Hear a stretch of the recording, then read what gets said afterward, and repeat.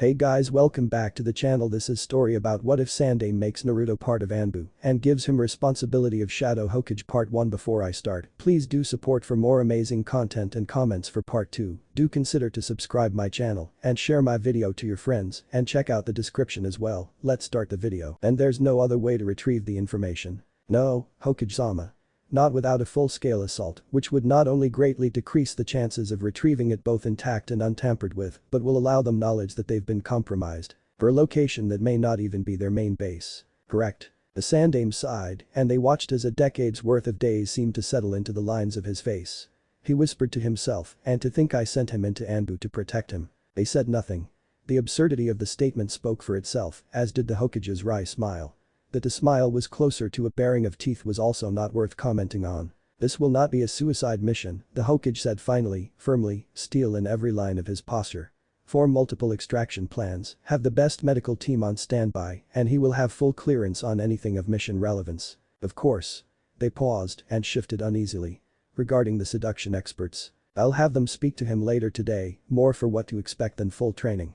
The Hokage snarled quietly, as you said, this Orochimaru likes them young and unbroken in.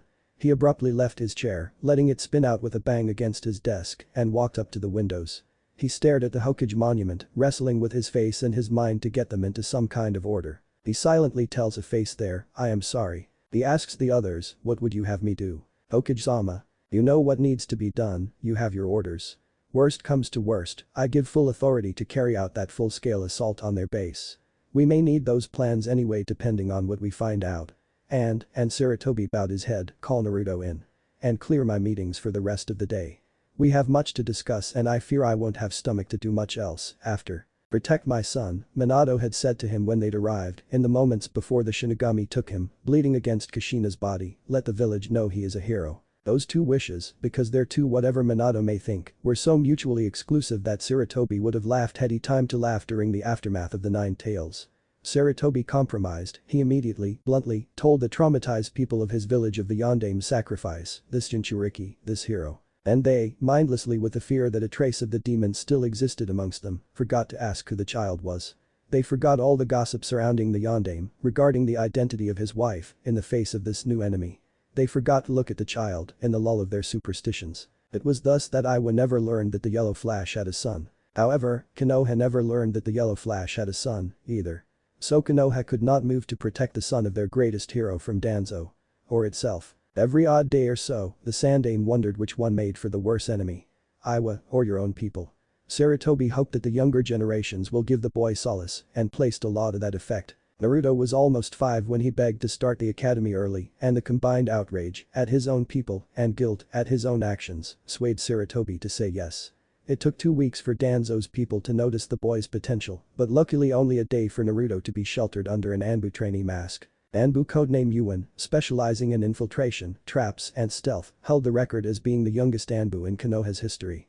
He was also the current youngest, age 10 and looking younger, and also pale-eyed, and Orochimaru displayed a preference for both traits. These 3 facts were included in the mission scroll he handed to Akami, which was skimmed, then read again, much more slowly. There was a long, heavy silence. Why was I requested? Akami finally asked. His voice was even, respectful, but anger dripped into the air around him. Because I was requested by Yuan to choose for him one of Konoha's most loyal shinobi, and the person I trusted most. Trusted most. His voice was still monotone, lazy. An outraged eye flashed, barely seen from behind the Anbu's mask. To do what? Trusted most. In general. Sarutobi emphasized. And to be considerate. To be discreet. To be a pedophile. Akami drawled, angry, insulted. Ma, I may be a pervert, but that doesn't. I do not mean, he cut in, raising his voice, this to disrespect you. And while it did help that you are experienced, that was not the biggest factor in my choice. And while I do not mean to disrespect you, Hokage-sama, you are requesting that I sleep with a 10-year-old. Or, Akami tilted his head, posture settling back into a studious neutrality, is this not a request? Which I find strange, wouldn't the duty of being an infiltrator's first be normally under the purview of our seduction instructors? Or perhaps even, dare I say, a close acquaintance rather than a stranger. Sarutobi pinched the bridge of his nose and sighed. He peered into the shadows of the office.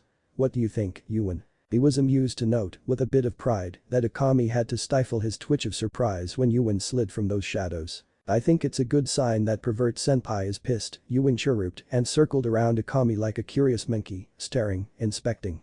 The boy reached out to poke at Akami's stomach, then chest, then arms, which the Anbu bore stoically, with a raised eyebrow. Do I meet with your approval? Akami lazily asked, the sarcasm like a footnote. It's more like, do I meet with yours, nah. Yuan stopped his prodding and tilted his head up at the wolf mask Anbu, then looked back at Sarutobi, a question in the set of his shoulders and a twitch of his hand. Sarutobi nodded and Yuan removed his mask. Uzumaki Naruto smiled, a bit sheepish and nervous, and scratched at the back of his head. The smile crinkled the whisker marks on his face and almost reached his eyes. So many thoughts collided in Kakashi's mind just then that it almost felt like white noise. Jinchuriki. Kakashi didn't really spend a lot of time in the village in between missions and catching up on sleep or healing, or both, but it's hard to miss the hatred covering the fear that seemed almost universal towards the demon container. And even among shinobi ranks there was a version of this. The losses from the Nine Tails were especially personal to those who'd actually had to face the demon, tempered into wariness by rumors of the One Tail. It's more like, do I meet with yours, nah. The boy had said.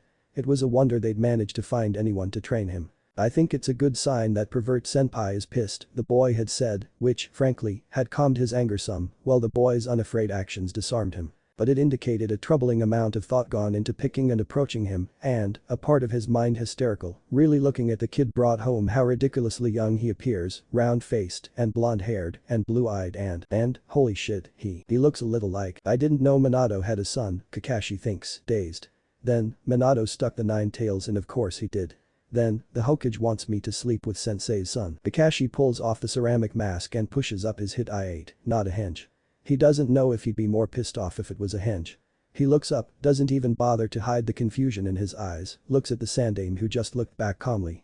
Steadily. Then Kakashi shakily covers up his Sharingan eye, peers down at Minato in miniature, and tries to find something to say. You look like you're 7, pops out, and he cringes. Mostly because it's true. NNNG, shut up. The boy cries, then puffs out his cheeks in consternation. Okay, now you look 5, Kakashi teases, droopy-eyed.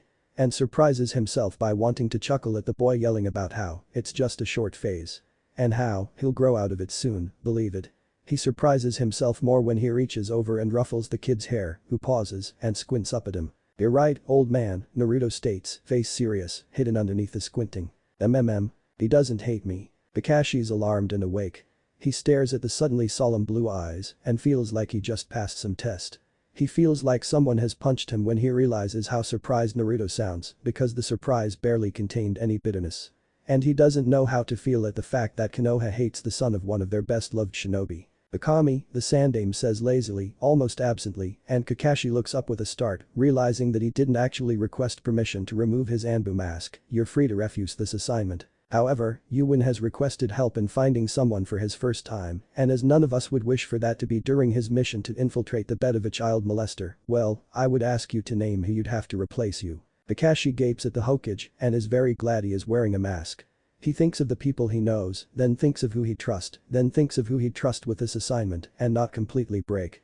I think it's a good sign that pervert senpai is pissed, said Minato's son. And of these, who he could absolutely trust, and the trust would have to be absolute, to be more than just perfunctory, to be, in addition, kind. To the Jinchuriki. It's more like, do I meet with yours, nah. Kakashi. The Sandaime's voice is hard. Give me a name. Looking down at the boy, Kakashi sees him looking away, face neutral, body set in a way that they train you to have when bracing for a blow. He swallows. Okay, he finds himself saying.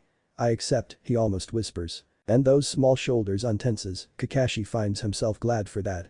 He mentally shakes himself. Still though, for the record, Hokage-sama, he remarks, with cheer pasted onto his voice like sewage, I hate you. The old leader just nods in acceptance and approval, looking tired. Room 23 in the tower is cleared and stocked for your use. Yuan needs to set off by 0600 in 3 days, he pauses, looking uncomfortable, make the most of the time. The walk to the diplomat's quarters was awkward like a morning after. Kakashi's hands twitched, empty, because the idea of pulling out Icha made something spasm in the pit of his stomach, and it's not even that it would be disrespectful, because being disrespectful was a hobby of his, honestly, but it seems somehow downright cruel. At this moment, to read that orange book in front of the boy he'd have to fuck. A small part of Kakashi's mind realizes that the rest was either gibbering in panic or wishing to scrub several layers of itself away. That part tries to tell the rest of himself, get a grip. Tries. He watched himself open the door for Yuan, because it's Yuan with the mask on, whose acknowledging tilt of the head read distinctly as amused, and then followed him through. As Yuan explored the room, he turned, locked and sealed the door, and went towards the window to do the same.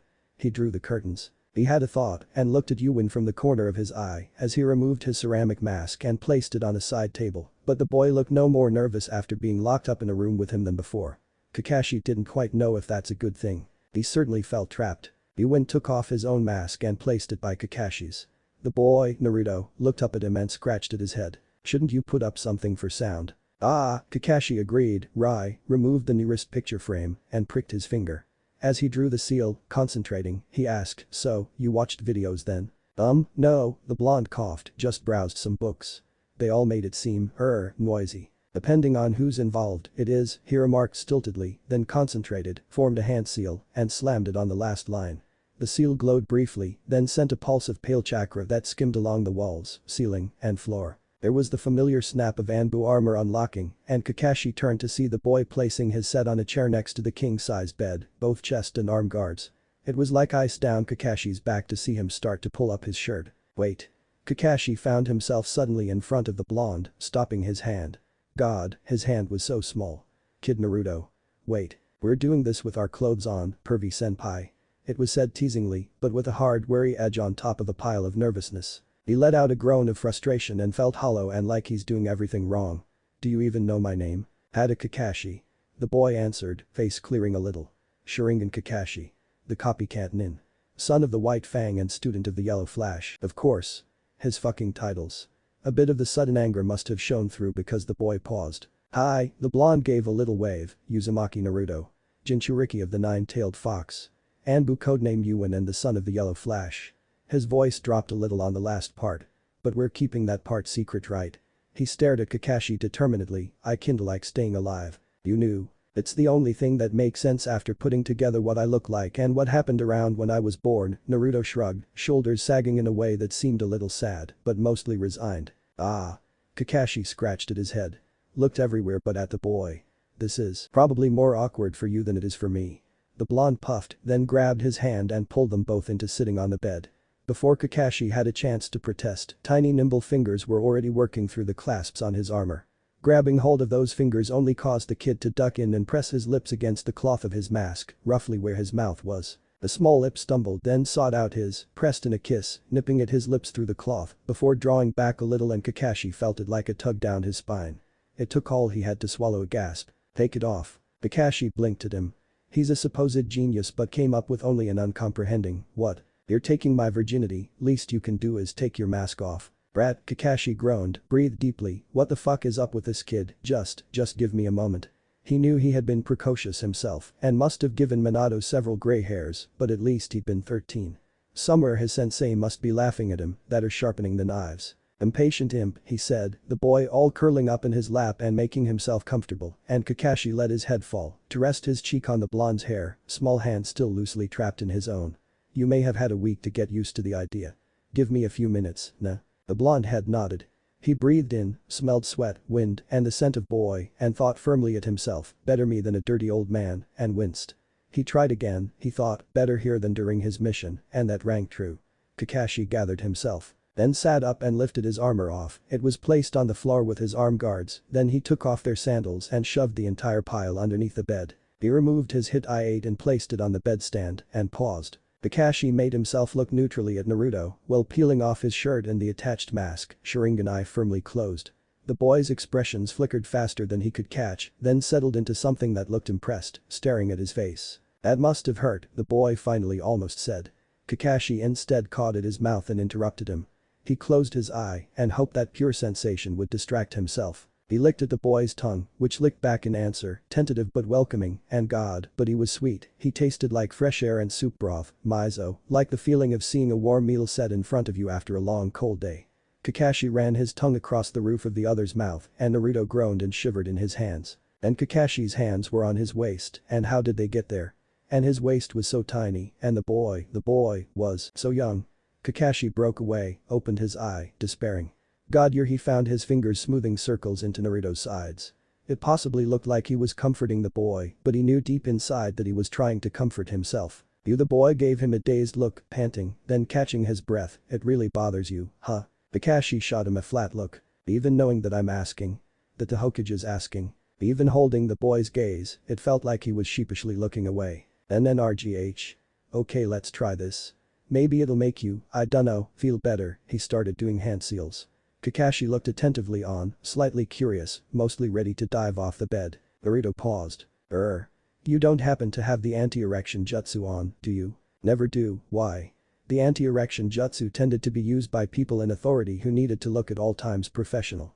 Since Kakashi never found the need to look professional, as he was either very professional and focused or very not, he'd never bothered.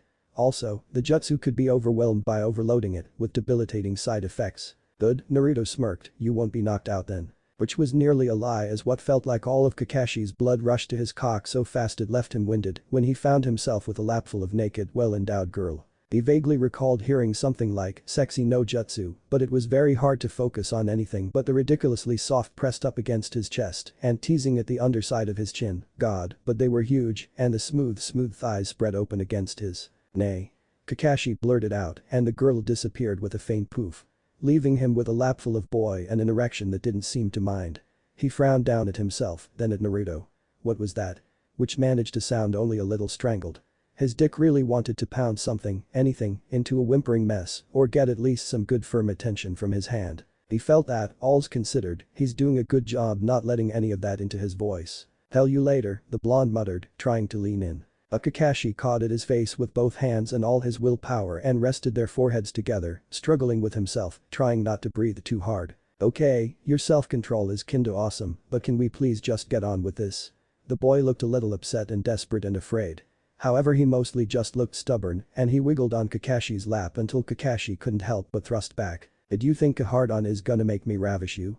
He gritted out and forcibly stopped himself from moving. The boy glared back and started mimicking the thrusts and Kakashi could only groan helplessly, trying so hard not to crowd the boy, not to make him nervous, not to make him dot, but letting that groan escape seemed to temper the boy's thrusts. It seemed to ease the grip Naruto had on his shoulders, which Kakashi just realized was there. Like the boy was trying to hold him in place. Did you think that because I'm taking my time, he reasoned out loud, that I'll change my mind and leave? This still the blonde, like he didn't know whether to draw back or push closer, head tilted down, against Kakashi's hands, bangs covering his eyes and teeth chewing at his lips. I dunno, will you? Oh. Naruto doesn't know what to think anymore.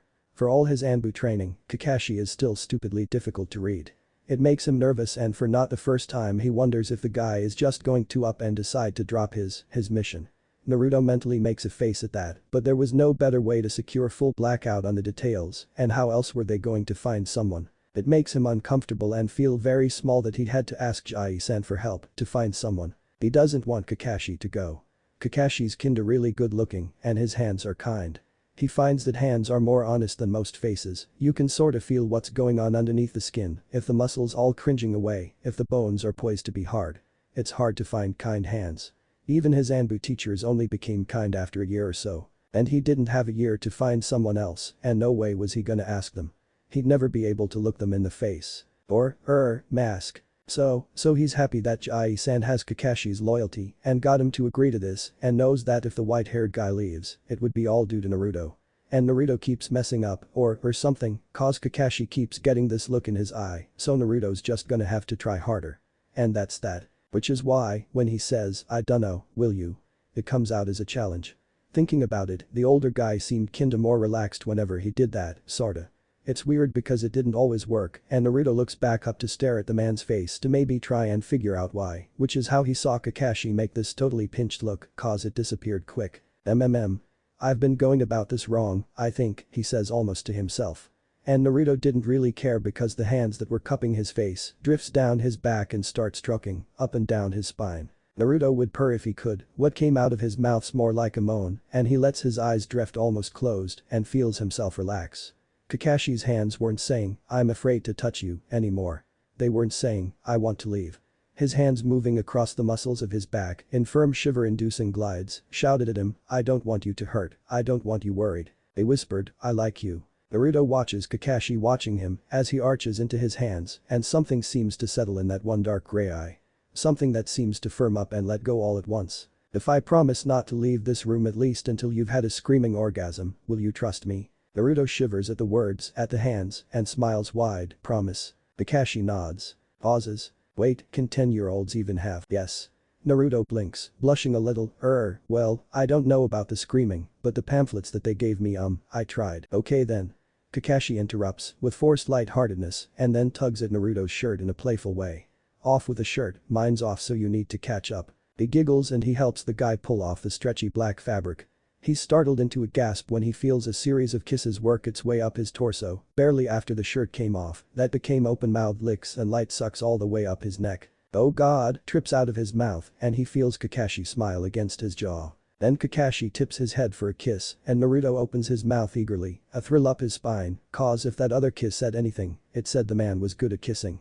The things Kakashi did with his tongue curled his toes, and this time's the same. Except this time it's demanding, like the guy's trying to crawl into him through his mouth which makes Naruto laugh around his shivers and his gasps. It's hard to laugh, to breathe because the man kept diving back against his lips and he curls his arms around Kakashi's head, presses close, and tries to crawl into him too. He absently notes one large hand moving away from his back and it runs its knuckles down his chest, down his stomach, and NNNGH. He pants and pushes up against a hand for more. You like that? Kakashi's tone's amused in a way that makes Naruto want to punch him in the face with a well, duh.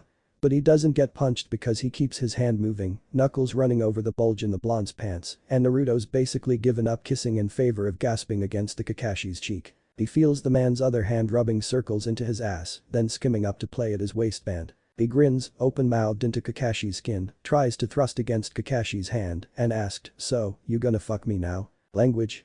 He growls, breathless. Naruto just laughs in response and bites at Kakashi's mouth as much as he could while still gasping from the knuckles against his hard-on. I haven't even stretched you yet. His voice is low, rough, and playful, unless you've already stretched. Naruto blinks. The seduction experts didn't mention anything about stretching. There is a very long pause. He makes a noise of protest and looks up, curious. A black look passes over Kakashi's face as he stares at Naruto, both eyes open, red eye whirling, like they're seeking something in Naruto's eyes. Which he apparently didn't find because he starts glaring furiously at a wall and Naruto's very glad it wasn't directed at him. Kakashi's hands are possessive and mutter, you are here, you are here. Naruto decides to stay very, very quiet. After a bit, the older man visibly shudders, closing his eyes, and pulls him in closer, like a hug. I'm very glad I'm in this room right now. Okay, he replies, a bit confused. But Kakashi starts kissing him very carefully, so he ignores the confusion and presses back, letting him in. It's warm and kinda different from the others, lips moving across his mouth, gentle, and tongue like it's trying to wipe something away, like the guy thought Naruto's about to break. Which makes him mentally frown. And it was nice, for a while, but he pulls back from Kakashi's lips, then not so gently headbutts him away. Oi. So about this stretching. Brat, he mutters, droop-eyed, rubbing at his head. He then holds up a finger and turns to rummage in the bedstand. Curious, Naruto crawls over and looks in. There were apparently several bottles in there, of what looked like oil. Kakashi hums, shifting through them, and picks one out. Then he turns and looks at Naruto, hovering at his shoulder, and Naruto draws back a little because it looks like the guy's doing math in his head or something, while peeling off his gloves. What? He asks, a bit disturbed. Who did math in bed? It was annoying enough doing it at the academy. Kakashi places his large hands at Naruto's hips and pushes him away a bit, looking at him fully, up and down. Had the silver-haired man not promised to not leave, Naruto would have started worrying just then, but instead he just waits, feeling kinda annoyed. Honestly, math. What the hell? Then Kakashi looks down at his own lap and frowns. He sighs, sounding bothered, and says, congratulations. What? You've just made a guy wish his cock was smaller. That's a first in the history of him. Possibly ever. Kakashi-senpai, he says, with what he feels like is a great deal of patience, focus. You were talking about stretching and made it seem like a big deal. I was, wasn't I? Kakashi smiles then, eyes closed, and pushes him into a kiss, leaning him back against the bed. But it's easier to show you. Here, lift up, he murmurs as he starts peeling Naruto's pants off and follows them down, then toss the pants at the chair with the blonde's Anbu armor. Naruto hoists himself up onto his elbows to see better and scoots towards the middle of the bed when Kakashi motions at him to budge back. He watches as Kakashi crawls over to him, something about it making his breath all funny. And as the silver-haired man comes up between his legs to give Kakashi room, he leans back a little, feet flat against the bedspread, and spreads his legs wider, which apparently did funny things to Kakashi cause the man jerks his hips down suddenly and groans into the blonde stomach. "You are going to be the death of me." This just makes him giggle, and Kakashi licks at his navel in retaliation, which makes his arms almost give out. Kakashi only raises an eyebrow and licks again, slow, and then his arms totally do, and he's staring at the ceiling in surprise because he really didn't squeak.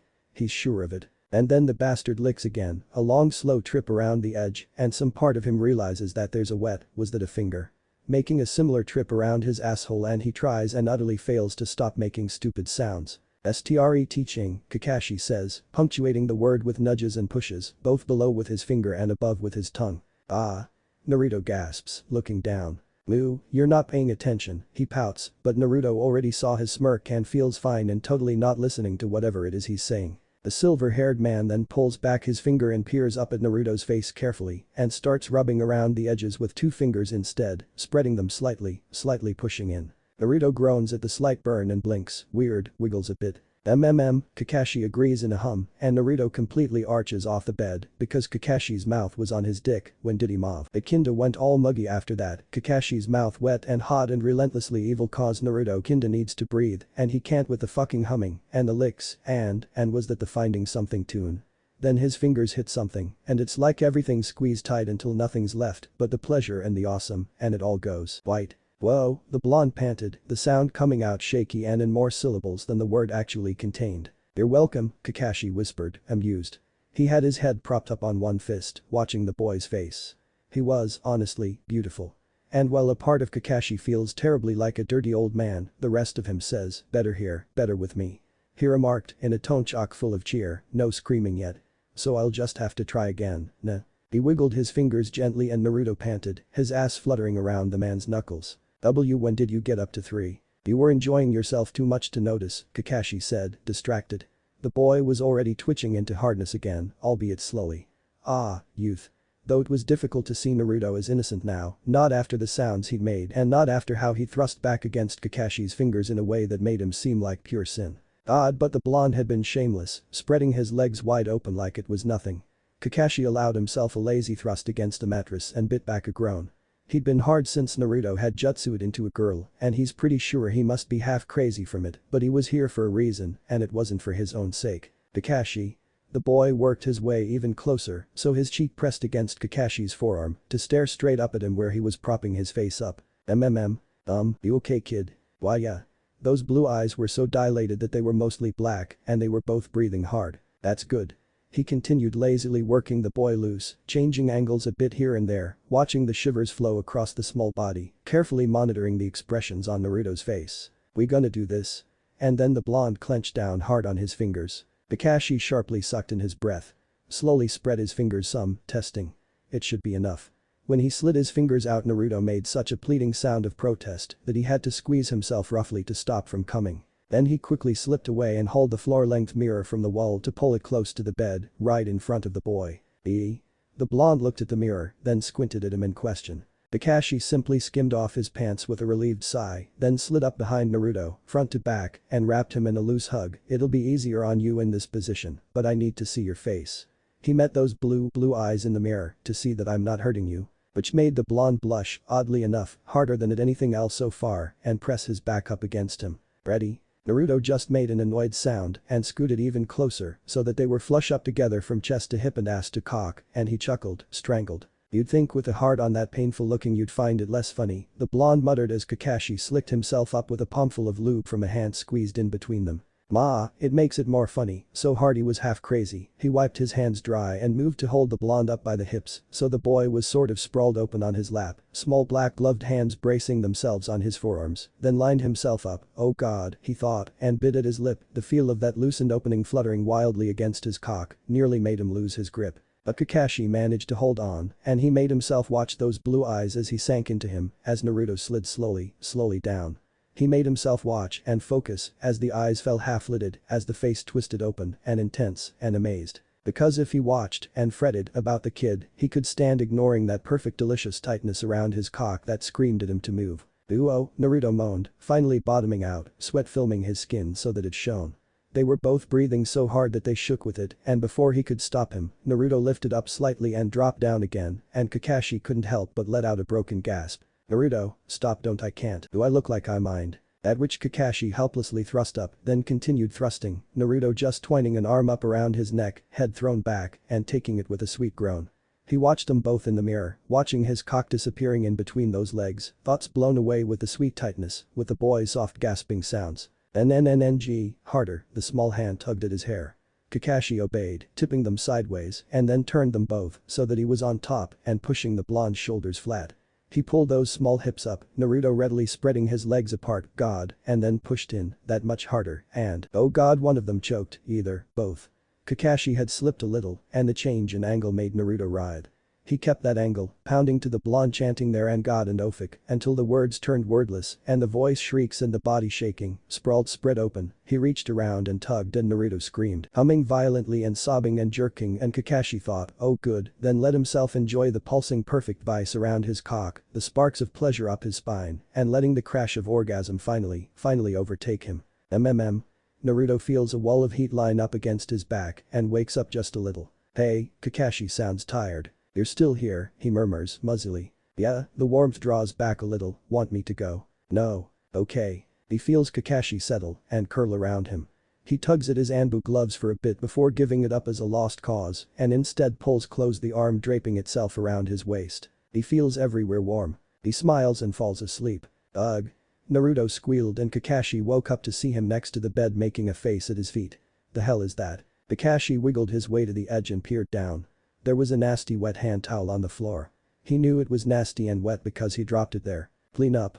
He'd just barely managed to make it to the bathroom and back last night to grab something to wipe them both down with.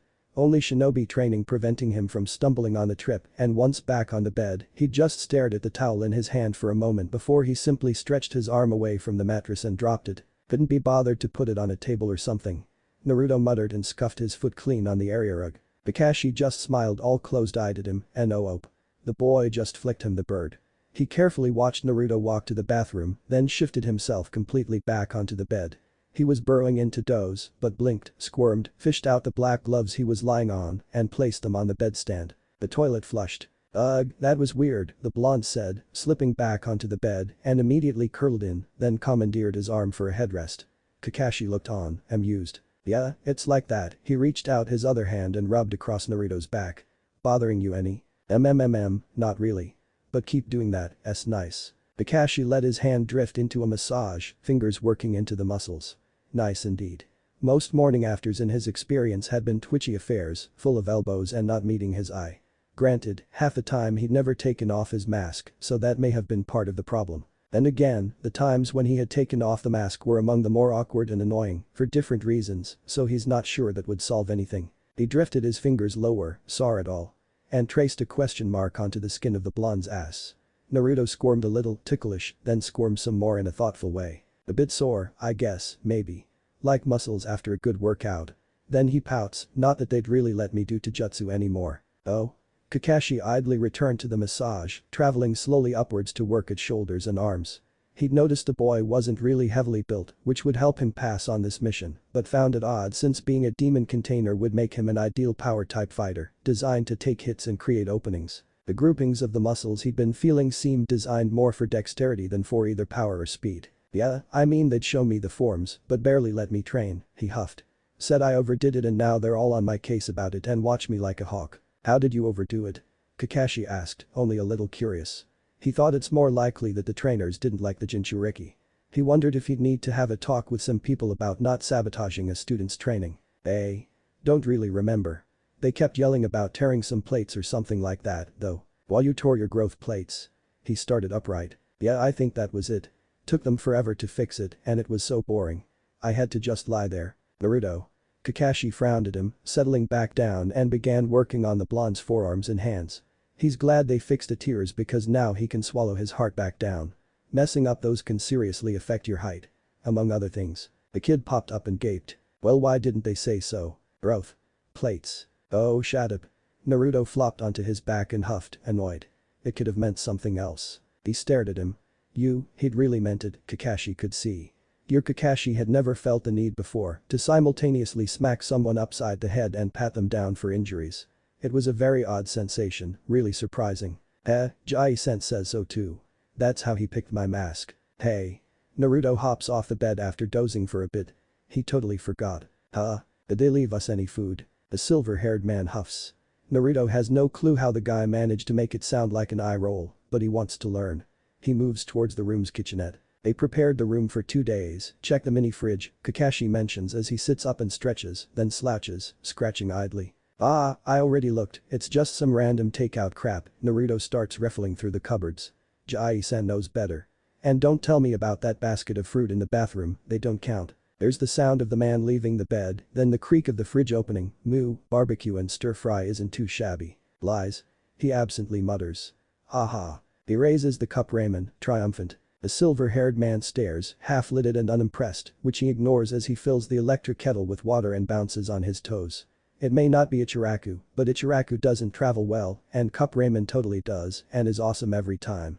He hands the guy a pair of chopsticks when Kakashi wanders over, bento of stir-fry and rice in hand. The man grunts in thanks and tucks in, leaning against the wall. Water's done. And Naruto happily and carefully pours it in the cup.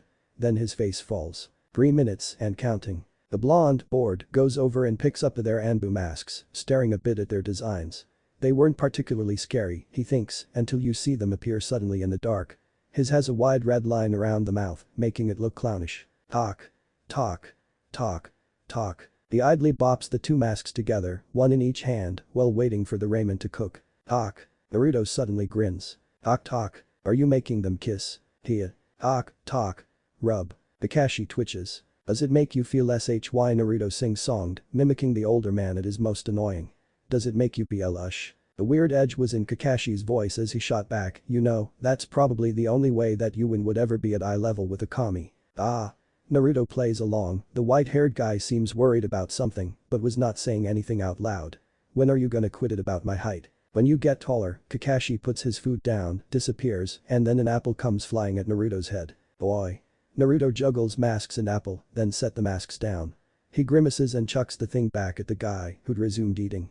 The jounin just dodged, and the fruit made a hard wet splat against the wall, where it slid down, half pulverized. You should eat it. It's not ramen, he says. It isn't a wine. No, really. Besides, there's only a minute left for the ramen to cook. And the apple's on the floor now, and kinda gross. You want to be short forever? Kakashi asks lightly, in a way that didn't seem light at all. Ugh, Naruto mutters. Fine. He leaves to grab a banana from the fruit basket and comes back shredding the skin off, dropping the peel into the kitchen sink. He then shoves the whole thing in his mouth and swallows. He barely understands how fruit can be considered a food, they're nothing like ramen. They're happy. You, Kakashi just stares and makes a weird wheezing noise, have no gag reflex. What? When you want to throw up because you've tried to swallow something too large, the man says, dazed, setting aside his bento. That happens. Naruto's amused to see the guy's dick twitch. Yeah. Kakashi coughs and Kinda just sits down right where he stands. He hunches over in a cross-legged slouch. Naruto simply keeps leering at him, totally unrepentant. And Kakashi's almost starting to look less uncomfortable when he blinks. And then stares down at his hands. You might, want to pretend that you're choking if during your mission Yadamaru makes you, and his hands twitch like seeking weapons, go down on him. Yeah, the blonde replies quietly. And if that isn't a mood killer, Naruto doesn't know what is. They finish their food quietly. Well, quietly in that when Kakashi kept launching vegetables into the boy's ramen, the blonde only yelled a little, Did you say something? He replied and never raised his eyes from his meal and ate it anyway. He was thinking as he'd piled their food cartons into the sink about the brief file on Yuin that had been included with his mission scroll. He'd noticed that Yuin's specialties were mostly support and intel related, but the fact that he apparently had few solid combat options concerned him now, especially with the kid's upcoming mission. They're training you in weapons. Guess he was slipping back into bed, but the boy piled on right after him, which surprised the jounin so much that he dove into an instinctive twisting grapple hold that he aborted midway through. But that unbalanced the whole maneuver, causing him to flail and nearly send them both straight off the bed. It took them a bit to untangle themselves, Naruto giggling all the way. Yeah, some. Naruto finally answered, flopped next to him on the bed, when Kakashi asked him again after he forgot the question, more in Kenjutsu than with throwing weapons, cause it's not like I can be stealthy if I'm leaving stuff behind. Did they give you a wakizashi instead of a katana? He made himself comfortable, sitting up against a headboard. Yeah. How'd you guess? If I say your height would you yell at me? Kakashi sing-songed, simper in his voice. Naruto just pinched him in the side. He made a pout and rubbed it a bit and asked carelessly, some training in Kenjutsu? No advanced techniques. Well, I don't really need to specialize in Kenjutsu anyways. I'm not gonna use it much later. You sound very sure of that, Kakashi looked at him and said slowly. Yeah. Most of the really cool things you do with swords need you to channel chakra through the metal. The boy scooted up and leaned against him, back to his side. And with the 9 tails, you'd possibly melt the steel. And they keep saying that I'd be best at something called a power Taijutsu fighting style, and it'll keep my hands free for ninjutsu. Though I can't use Taijutsu too well right now. Ninjutsu either, cause my control's not too good, the boy scoffs, but just you wait, I'm getting better all the time. Kakashi felt slowly mounting alarm that apparently the boy didn't notice. That's why I'm still going to the academy, cause they're not bothering to teach me more than the basics when we can focus on the other stuff. Other stuff. The alarm ceased to grow slowly, Kakashi was starting to feel like he was choking on it. Yeah, infiltration stuff. The boy moved to put some room between them. Then he ran his hands through his hair a bit, flattening bits down, blinked, shook himself, changed his posture. And then suddenly there was this waif in the bed, brittle looking, with the feel of something half-starved around the eyes, which were large and liquid and seemed to say, break me. Kakashi's eyes widened. Both of them. You're not using a Jinjutsu. No sir. There are people skilled enough to catch even the best ones. But there is nothing to catch with this. And the waif sheds itself to become Naruto, who grins. I'm kinda crap at Jinjutsu, but I can sense through them pretty good and they don't bother with anything real strong on civilians that didn't hire shinobi. This is why they thought picking you would be a good idea. Kakashi growled. For your mission. Since Kawi Adamaru's a Jounin level missing nin specializing in seals and Jinjutsu. Yup. Henge won't work on him. Kakashi feels the fear and the rage boil and crack open at the boy's mindless words. Why? It's a shout purely due to intensity rather than volume. Why you? It's a death sentence, once you're in you'd have no backup and they didn't train you for combat, what were they thinking? Hey. I can do it, you'll see. He's Jounin level and you've just told me you have academy level, maybe Genin level combat skills. What if something goes wrong? Kakashi turns his face away, maybe the kid's finally catching on and he doesn't want to watch him become afraid. You're scared? Naruto says instead, sounding surprised. For me. Kakashi whips his head around to glare and lets the roaring fury just blast through the room. Why was the Hokage doing this, asking him to send Minato's son off to die after he'd fucked him? And the boy's going in unknowing and with a smile. Naruto looks back at him levelly and scratches at the back of his head and blows out a long breath. I'm not supposed to tell anyone about this. But. He looks firm. It's not like you're gonna use it against me. And the Jai-san says you're discreet. And you're overreacting. And then he disappears. And Kakashi blinks, all the fury collapsing into a confusion just as deep. He closes his right eye and looks around with the Sharingan. Nothing. No image. No scent. No sound. No chakra signal. Not even Iwa's Misegakure no Jutsu stands up to the copy eye and Kakashi knows that Jutsu is an air rank. And he would have sensed a Shushin or any Jutsu that used movement. He shakily reaches out a hand and his hand touches hair. Found me, Naruto appears, slouching, and grins while straightening. Thanks for trying to poke me in the eye. Kakashi looks at him with disbelief. And that's why I can go on intel missions, he states, then shrugs. I'd rather not use it too much though, I don't want people knowing about it. And it'd be better for Kawa to think that I'm dead than for me to just disappear. But worse comes to worse, he can't really kill me. Cause he won't be able to find me. And if the kid never attacks, he can never be found unless he wants himself to be, Kakashi thinks, amazed. I'm going to survive the mission, Naruto says, determined. Kakashi just keeps staring at him. You okay? What did you do? He bursts out, no hand seals, no chakra. It's not a Shushin or the Hirishin, and I can see through the Misegakure so it can't be that. The Misegakure was an A-rank jutsu that controlled light with chakra to make the user invisible, but the chakra can be detected via eye bloodlines such as the Sharingan. Kakashi can never forget the jutsu despite never having seen it with Obito's eye because that was the mission he was given that eye as a gift. It's actually just the Kakuramino no jutsu. I can't really use other jutsu with it up, though. Or move real quick cause the edges start rippling.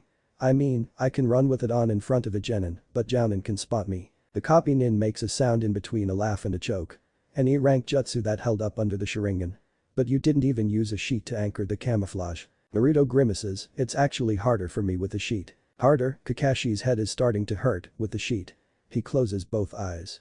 It doesn't help. I told you, I'm no good at Jinjutsu. So you blended with your surroundings with chakra and, no, that doesn't make sense. The Jounin cracks open his right eye, frustrated, I didn't see any chakra. Naruto scratches at his head, yeah, that surprised me too. The Byakugan can see a shape though, but it can't see through it and it kinda makes their eyes hurt. The Kakashi shakes his head, from the beginning. It's a Kakuramino without the sheet. Yeah. What do you have instead of the sheet? Chakra. But I didn't see any. Kakashi takes a deep breath and pinches the top of his nose. The blonde opens his mouth, but the copy nin just holds up a hand and thinks. Okay, what do you do with the chakra? I push it out around me and make it really, really flat. You make it flat? Yeah. Really flat? Yeah. And really still. Still. And you just hold it there? Yup. Ah. That would be how. You're not controlling the light directly with chakra, light and sound just bend around it. Smell can't get through. The genius says, brain working and mouth more on autopilot than under his control, and the Sharingan sees chakra flow, but the Byakugan sees chakra. And the chakra itself is difficult to sense when it's completely still. Okay. It's clear that the chakra theory is almost completely lost on the kid. Which means he probably created the Kakuramino variation based on intuition alone. The hell. Kakashi feels like he's just experienced 5 years worth of surprise in the space of 5 minutes. The kid apparently has fucking cage level abilities in chakra shape manipulation, but shitty chakra control. The irony in that is ridiculous. And it explains that perfectly executed girl henge, since the henge jutsu was basically manipulated, emitted chakra. Thinking further about it, the chakra control issues are probably due to the Nine Tails chakra randomly flaring up underneath the surface of Naruto's, which would make judging chakra output during the molding step into a crapshoot. In the hands of Tsunade. Yet the boy is getting better all the time at it. Fucking hell. Kakashi flops forwards, slouching and staring at his lap, emotionally and mentally worn.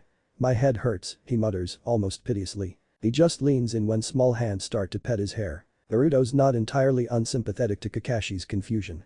Not only was the whole situation really not normal, but every one of his teachers and Jai-san say he's very unpredictable and makes their head hurt. It's not like he's hurting them on purpose either, so he's not gonna stop, cause if he'd have to choose between being himself or trying to be what other people think he should be, so they'd be less surprised, well, they're just gonna have to be surprised, believe it. Cause like, between being the Jinchuriki and the Yandame's son, most people think he should be dead, and Naruto is totally determined to surprise them by being otherwise. He was surprised himself today, too. Kakashi was so angry, he'd filled the room with pissed offness and killing intent, vibrating and rolling in henny thick. And for him. Kakashi was angry because he was afraid for him. It feels like a bubble of laughter in his chest, Naruto thinks, like a tiny son. He's really glad Jai-san introduced them. He continues to pet the spiky hair and amuses himself with turning the hair this way and that in the light. This way it's silver, that way it's white. Kinda like a magic trick. Kakashi eventually looks up and flatly says, you. Arkano has #1 most surprising nin. Thanks. Naruto chirrups, grinning, he understands. He's reminded that he wants to try giving a blowjob. Cause even though the seduction teachers made it sound like it'd be a sure thing that he'd choke and then it'd be all awful, apparently he can't choke, so it'll probably be fun. Naruto decides he'll be nice and ask for it when Kakashi's all recovered and teasing him again. This kid is going to be the death of me, Kakashi thought, wildly, and came. He'd gone to take a shower, while the blonde made himself more ramen, and then he was hauling Naruto by fireman's hold into the bathroom for the blonde's turn when he was poked in the back and was asked very politely to be set down. The politeness was so strange that he did so immediately. Suddenly he found 2 small hands on his hip bones pushing him towards the wall and determined mischievous eyes looking up at him and a very clear voice saying, hey, I wanna try giving you a blowjob. And then the blonde did just that, without waiting for a response. Not that he'd had a response. Kakashi just tried to hang on to the wall and his sanity, and he wasn't sure how much of a hold he'd kept on either.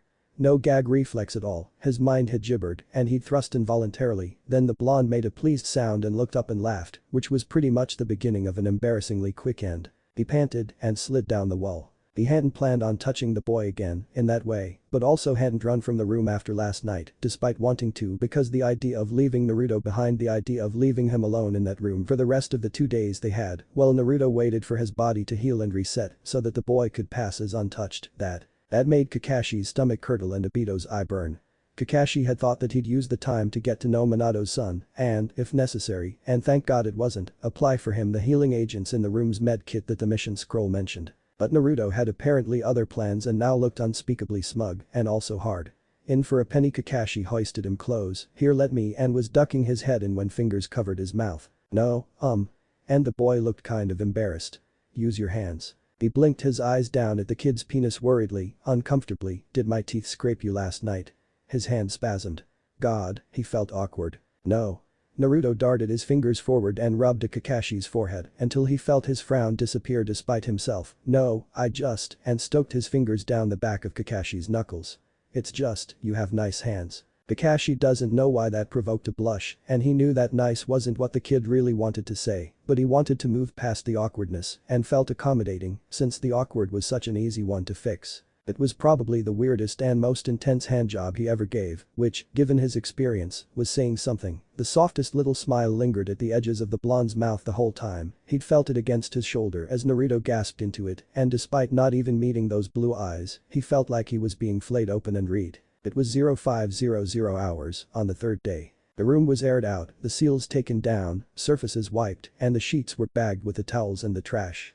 Naruto had fished out their sandals, Kakashi had found him his gloves, they had snapped on their armor, piece by piece. Naruto brings them their Anbu masks and catches at the Jounin's hand as he reaches out to take his. He presses a kiss into Kakashi's palm and whispers into it, thank you. The older man's fingertips catch at his cheeks a little before they pull away and move to open the door. Ma, I almost forgot. Kakashi asks lightly, who were your seduction instructors? Why? It's not that Naruto doesn't trust him, really, but with that much fake innocence dripping off a guy, well. Then again, maybe the silver-haired man is telling him exactly what he's going to do, without saying as much. No reason. Liar, Naruto snorts. The instructors didn't like him much, he could tell, and he didn't like them much either, cause they were kinda all creepy smiles, but he doesn't know if he's willing to let Kakashi be all evil at them when he didn't even know why the guy was pissed off. He's sure that the white-haired man had a really good time with him, cause Naruto trusts his instincts, but they also told him that Kakashi was feeling like he needs to squish something. I want to talk to them. Yuin just eyeballs the man as they pull on their masks and finally says, you know, you can probably just ask the Hokage. You know, you're right. I can. And Akami looks dangerous and thoughtful. I've been meaning to talk to him anyway. Yuin shrugs. Weird. Let the old man deal with this, he could probably figure it out. What was your first time like? Rushed. And pretty simple. We just used our hands. Smirk. Moo, I was with someone my age. It was his first too. Your age? We were 13. So they must be really strong now, right? I dunno. They died during the Nine Tails attack. Oh. Shrug. I'd lost track of them long before it happened. Tackle. And don't look like that, it's not your fault. He thinks back to those 2 days, to that bed, to the laughter and the intensity and the pleasure. He remembers the hands holding him and saying of very many things, like I don't want to hurt you, and you are brave and you are precious. He tries to keep these memories close, pulls them around him like his Kakuramino to keep away the other ones. It mostly works. Orochimaru is a paranoid seal master. His bedroom is his office and it is plastered with crawling lines of chakra stink that open only to his own blood. Jiraiya himself cannot get in unescorted without the entire room imploding. The only ones he lets in are the most trusted of his shinobi and his entertainment. And while his team have been loyal for years and rarely change, he gets bored of his entertainment, usually within a day or two, because he likes them fresh. Orochimaru's newer genin level shinobi are usually assigned the elimination and disposal duty because he finds it to be a good test of character. It says something of the man that he meant this in all seriousness. It was the rainy season when one of them was given the order to execute and dispose of the blue-eyed street rat. The genin did not recognize the Kawarimi, though to be fair the body switch was very well done, it was nighttime and raining, and he'd never before encountered such a solid hench. The log was thrown into a ditch with many small bodies. The ditch was quickly filling with water and mud. And even if a Jounin knew where to look, they'd still be hard-pressed to see the small figure moving slowly in the twilight. Because the figure didn't want to be seen, so he wasn't. And the suspicions were correct, their leader is moving from this location to Orochimaru's base in a month. Yuin's finger pointed at the map, that other location also appears to function as a main base, and they're planning on setting up more, here, and here. He's making independent cells, Saratobi said slowly, a gamble, but ingenious if your priority is having a bolt hole. Yeah. Any idea of the size of guard that he's traveling with? None confirmed, but I think it will be more than 4. Also there was a roster of their shinobi on Orochimaru's desk, Yuin handed over a list, in his own handwriting. I'm pretty sure I have all of them, at least the missing nin genin and chunin. There's probably unlisted Jounin level nin, but that's to be expected. The list was divided by location, some of them are already in Konoha. Saratobi scanned the list and pulled at his pipe, we were aware of most of these, but a few are surprising. He did not ask, are you sure of this information? So Yuin did not reply, yeah, because I was fucked over his desk. It was in his eyes, and Saratobi read it easily enough, even if they were almost hidden behind the mask. We have enough men to handle this, however I would prefer dedicated teams to handle the Genin and Chunin. There will be some members prioritized for capture, but this entire group is slotted for extermination. The Sandaime sighed, looking at the boy pretty much vibrating to be asked the question his statements were leading up to. Do you wish to be part of one of these teams? Yes. Yuan said, eager. Hiruzen was proud of his shinobi. When Akami had come in 2.5 weeks ago, he had not shouted. He didn't even swear. He just spoke, insolence and outrage dripping from every tenketsu. He talked about Naruto's age and talked about his personality and talked about the seduction experts that didn't do their job right and nearly let the boy tear himself open. Hiruzen had dropped his eyes at that, turning his pipe upside down and trying to tap it clean. The Anbu had continued unabated, questioning the mission's planning, the lack of backup, the situation, questioning the appropriateness of using the boy and the need for Naruto's mission itself. Are you done? The Hokage had asked when he paused to take a breath. Am I? Kakashi had answered, thickly. He'd removed a ceramic mask and looked at it thoughtfully. Then reached over to place it on the desk. Saratobi had quickly slipped an open mission scroll under it, the back of his hand, preventing the ceramic from hitting the wood, the edges of the paper curling. One last mission. You'll understand why. Kakashi had slowly withdrawn the mask and hooked it on his belt, scooped up the scroll with his other hand. As he read it, his eyes had narrowed. You want to leave Konoha. For 4 days. Anzo? That's why you will assign someone with a good hinge to sit in my place. The Hokage normally does not leave the village. The situation calls for it. The next time that he will be as weak will be in 3 years. His movements are confirmed. Not yet. The Sandaime looked steadily into Kakashi's eyes. There is an operative getting that information as we speak. The man's fingers twitched. Hiruzen had kept his gaze firm. This will not leave the room. Orochimaru has an immortality jutsu that requires that he transfers bodies every 3 years, and he is planning to use Kawas. If we're understanding the jutsu right, he integrates their skills and souls as well. He'd watched as Kakashi's thoughts affected his posture, horror, he guesses, that became determination. It was certainly how Hiruzen had felt. I will engage my wayward student myself. But we need to prepare for his guard and to subdue Yadamaru's compound. Form and prepare an excess number of squads, in fact, call it mandatory training exercises until we hear back from Yuan. Hi, Hokage-sama, Akami had replied, sliding on his wolf mask and turned to leave. Kakashi. The Sandaime had called out. The ceramic mask only tilted a little in his direction, not turning around. Hiruzen thought of the various lucky and unlucky circumstances of his life, of birth, of power, of students. Of students. He thought of legacies, of things that he would allow to prevent more horror, only to beget yet more horrible things. He'd let Orochimaru live, once. Let it known Naruto was the Jinchuriki. Let Naruto into Anbu. Let Naruto take that mission. That the seduction experts didn't indirectly cause more damage because they feared a demon was possibly a testament to Naruto's indefatigable personality. And a testament to Kakashi. So he said to the silver-haired man, I'm glad I trusted you. I'm still loyal, he'd replied carefully, his back to the Hokage, to Konoha. I know. Hiruzen had said, not looking away, I know. Hiruzen is still, deeply, proud of his shinobi. And felt glad and just the littlest bit smug that soon Kakashi's finally leaving the Black Ops. He wasn't willing to bodily throw him out, but the man was long overdue for a break. Also it was good that Kakashi was seeing more of the darker side of Akage's decision-making and questioning it because it was good experience for the young man. Because it's good for Konoha to have contingency plans, and while the copy-nin wouldn't be mentally, let alone emotionally, ready for the position for years yet, Saratobi wasn't getting any younger. Circles within circles, the professor thinks. And even at this moment he is deeply proud as he watches Yuan leave his office after his mission debriefing, and he is unsurprised that the emotion was accompanied by guilt and sadness because they three are never far apart from each other these days. The boy is unbroken, unashamed, unafraid, and while shadows lurks in his eyes and around his shoulders, they did not overwhelm him. The Sandaime makes a promise to himself that he will see those shadows gone, whatever it takes. But first. Saratobi cut his finger and sent for his fastest summon.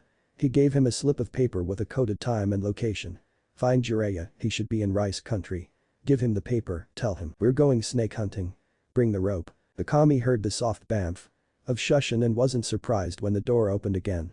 He didn't expect Hibigan or Ikuryu to arrive together however, and made note of it silently. Namazu having arrived earlier, the catfish-masked woman was already poring over the newly available maps and intel that the Hokage had handed him, her specialty being wide area destruction jutsu and siege tactics. We have confirmation. Ikuryu asked, and despite it not being anywhere near whisper the words still felt like they were barely audible. The kami knew of the Anbu only distantly, even though they were both in assassination, their methods and assignments were different. Where a kami was a sword, designed to intimidate and to pierce through armor, Ikiryu was a stiletto, and was never meant to be seen. Or heard, the wolf mask Anbu mused, as he responded to the nada whisper. Yes. Orochimaru will move in a month. The Hokage has decided to ambush him right before arrival at Yadamaru's base. We will need squads formed to tie up his guards and to suppress the base itself. We have a partial roster of their lower rank nin, so we have some idea of what to expect. The kami raised a shoulder questioningly, the Hokage indicated that plans have already been drawn up to attack the compound. Ikiryu and Hibigen both nodded, and Hibigen reached into his pouch and pulled out a thick and tightly furled scroll. Hey, you both worked on this? Namazu reached over, plucked it from Hibigen's hands, and started skimming it. Not bad, solid, for the intel you had. Hey, what's this? Extraction plans. The kami tamped down on his sudden curiosity. Watchin' over here, his instinct said. Hibigen shrugged, with his large shoulders that looked like a mountain was scratching itself. Those won't be necessary anymore.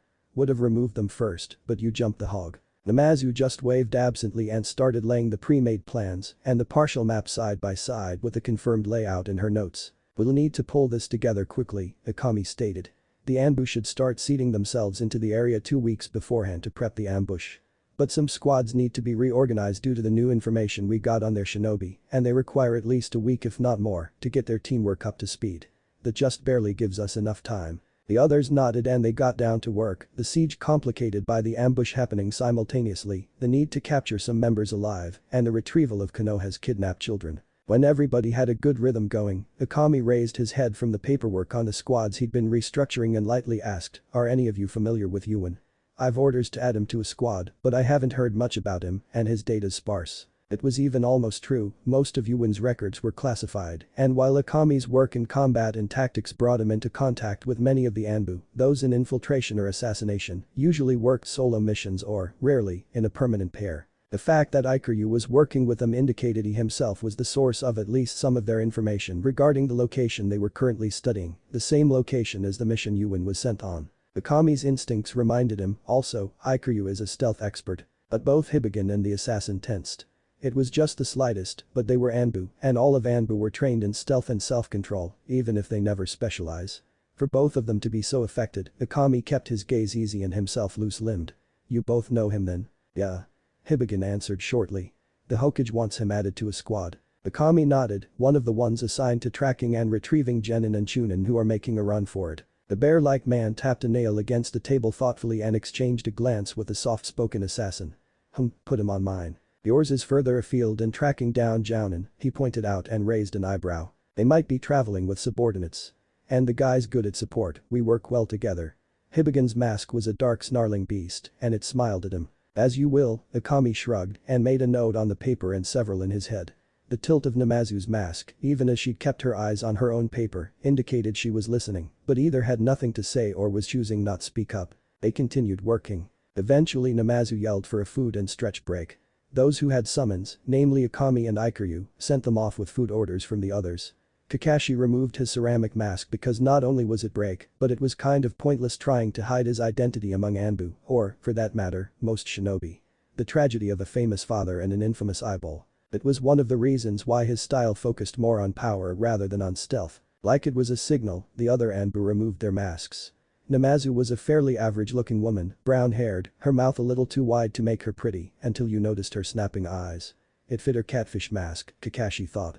Hibigen had the strong, solid features his body type suggested black hair, a heavy jawline, and a large nose. Ikiryu was fairly forgettable. Kakashi stayed by the door after sending out Pakin, he was rather hungry and slouched against the wall, pulling out his book.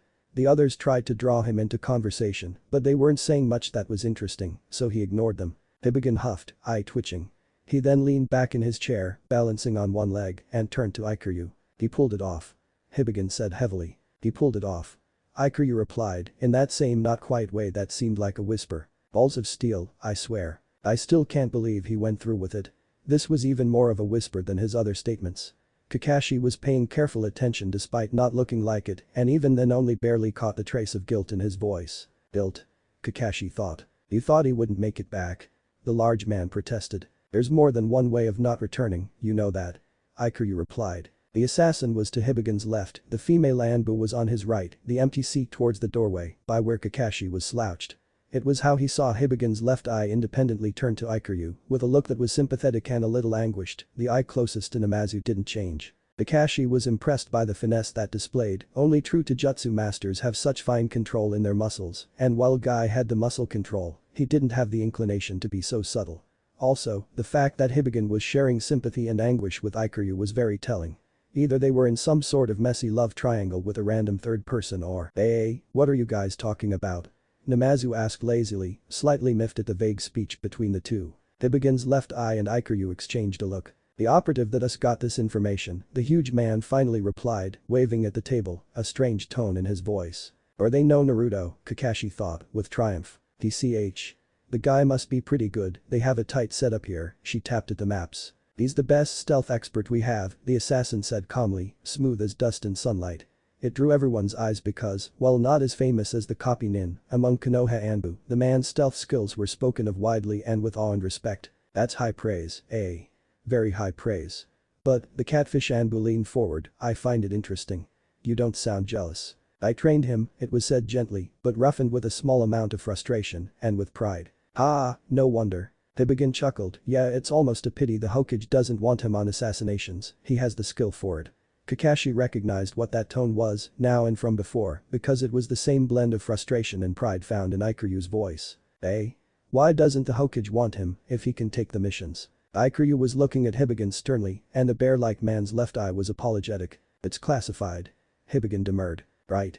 The woman looked at the two of them and shrugged easily. It was a common response when talking among Anbu. "Food's here," Kakashi announced and snapped his book shut. When he opened the door, the smell of their meals hit the members inside. "Better nose than the Inyazuka, eh?"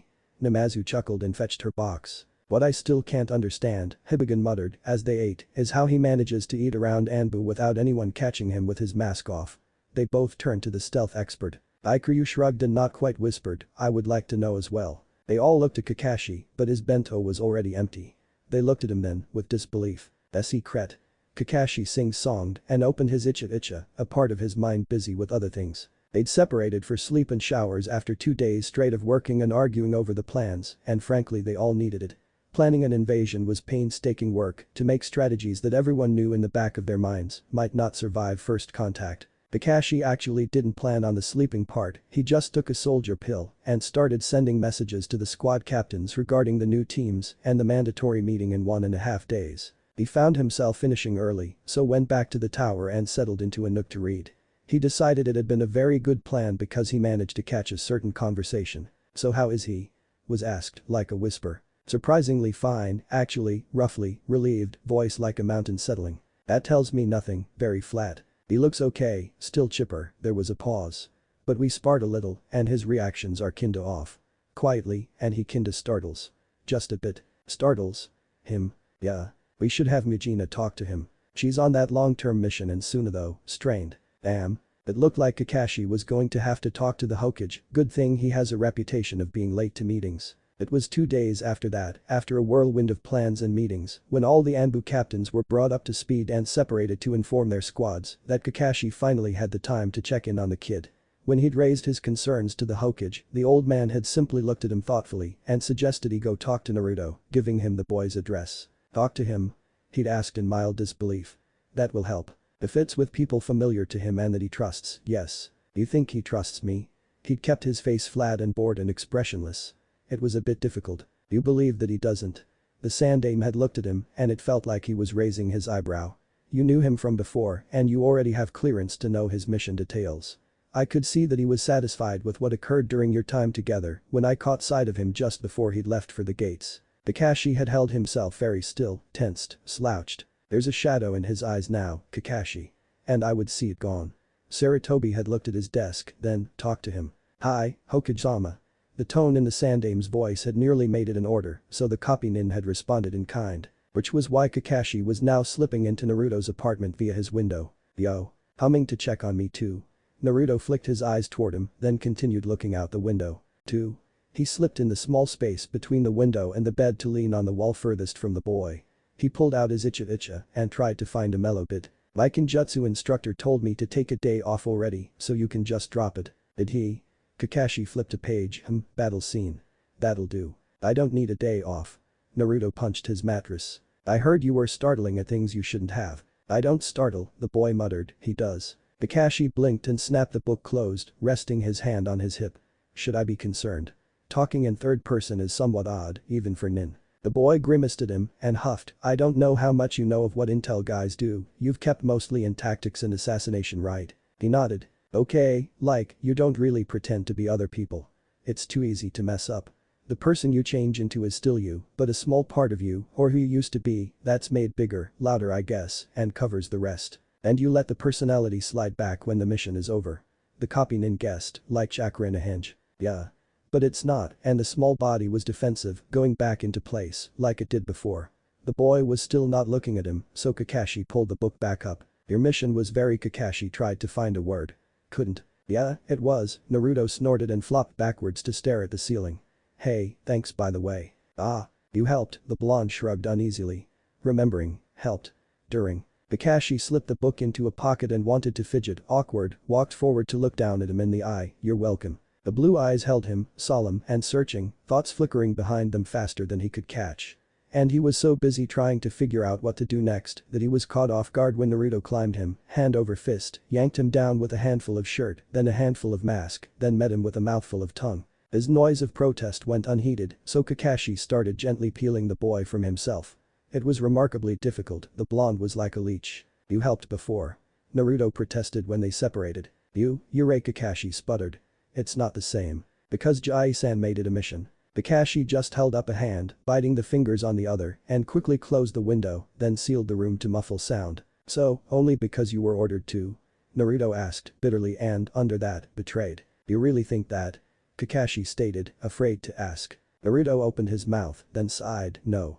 He looked away, is it because of my age? Kakashi shifted, slouching, droop-eyed, and not looking either. I'm not a child. He just blandly stared at the blonde, not saying anything, and Naruto threw a pillow at him. You know what I meant. I came to talk to you, he tried, speaking slowly, settling tiredly on the bed, just to talk.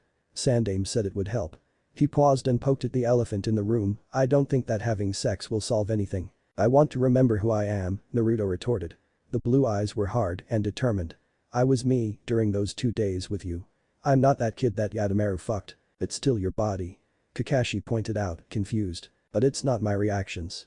I don't move like him, I don't think like him. Naruto shouted. It's fucking pissing me off, this isn't me. Then, quietly, I haven't been that weak, in ages. Kakashi thinks back to the waif that appeared in their bed when the boy was showing off his infiltration skills. It makes him want to destroy something when he realizes that hungry-looking child was who Orochimaru saw, who that trash raped, because he realizes now that at least some part of that waif was real.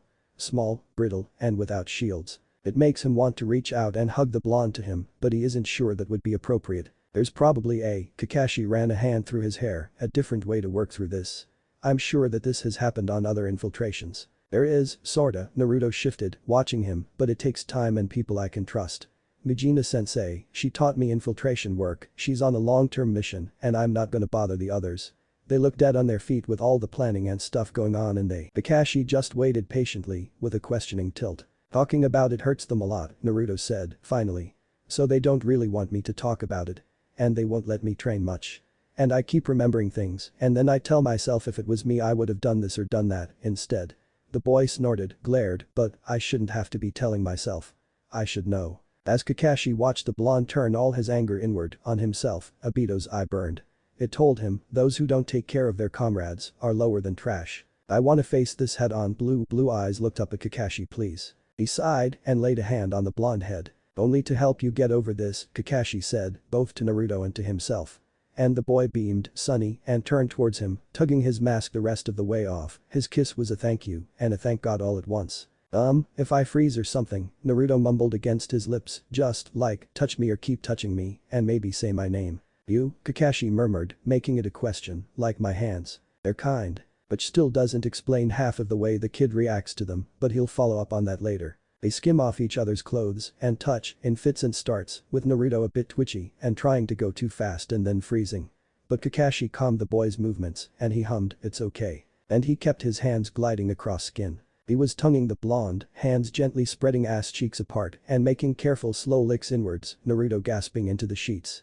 His entire body moved as if he couldn't decide whether to get closer to Kakashi or squirm in pleasure, because squirming might move them apart. The blonde fluttered around his tongue like he was trying to pull him in and cried out. So sweet, he thought, leaning back just a little to watch the pucker pulse, running a careful thumbnail against the edge. The FFFT. Kakashi blinked mildly and took a peek at the boy's face. It was red. Did you just fart? Naruto had a look on his face like he was about to start apologizing. Well, we can't have that, Kakashi thought, and he leaned in and blew a very loud raspberry on the cheek in his right hand. The boy gaped at him, snorted, and started laughing instead. Kakashi feels a grin stretch across his face and something loosen in his chest that had been tight for weeks. He smooths his hands up the blonde sides to feel the laughter and tickles him some to hear it more.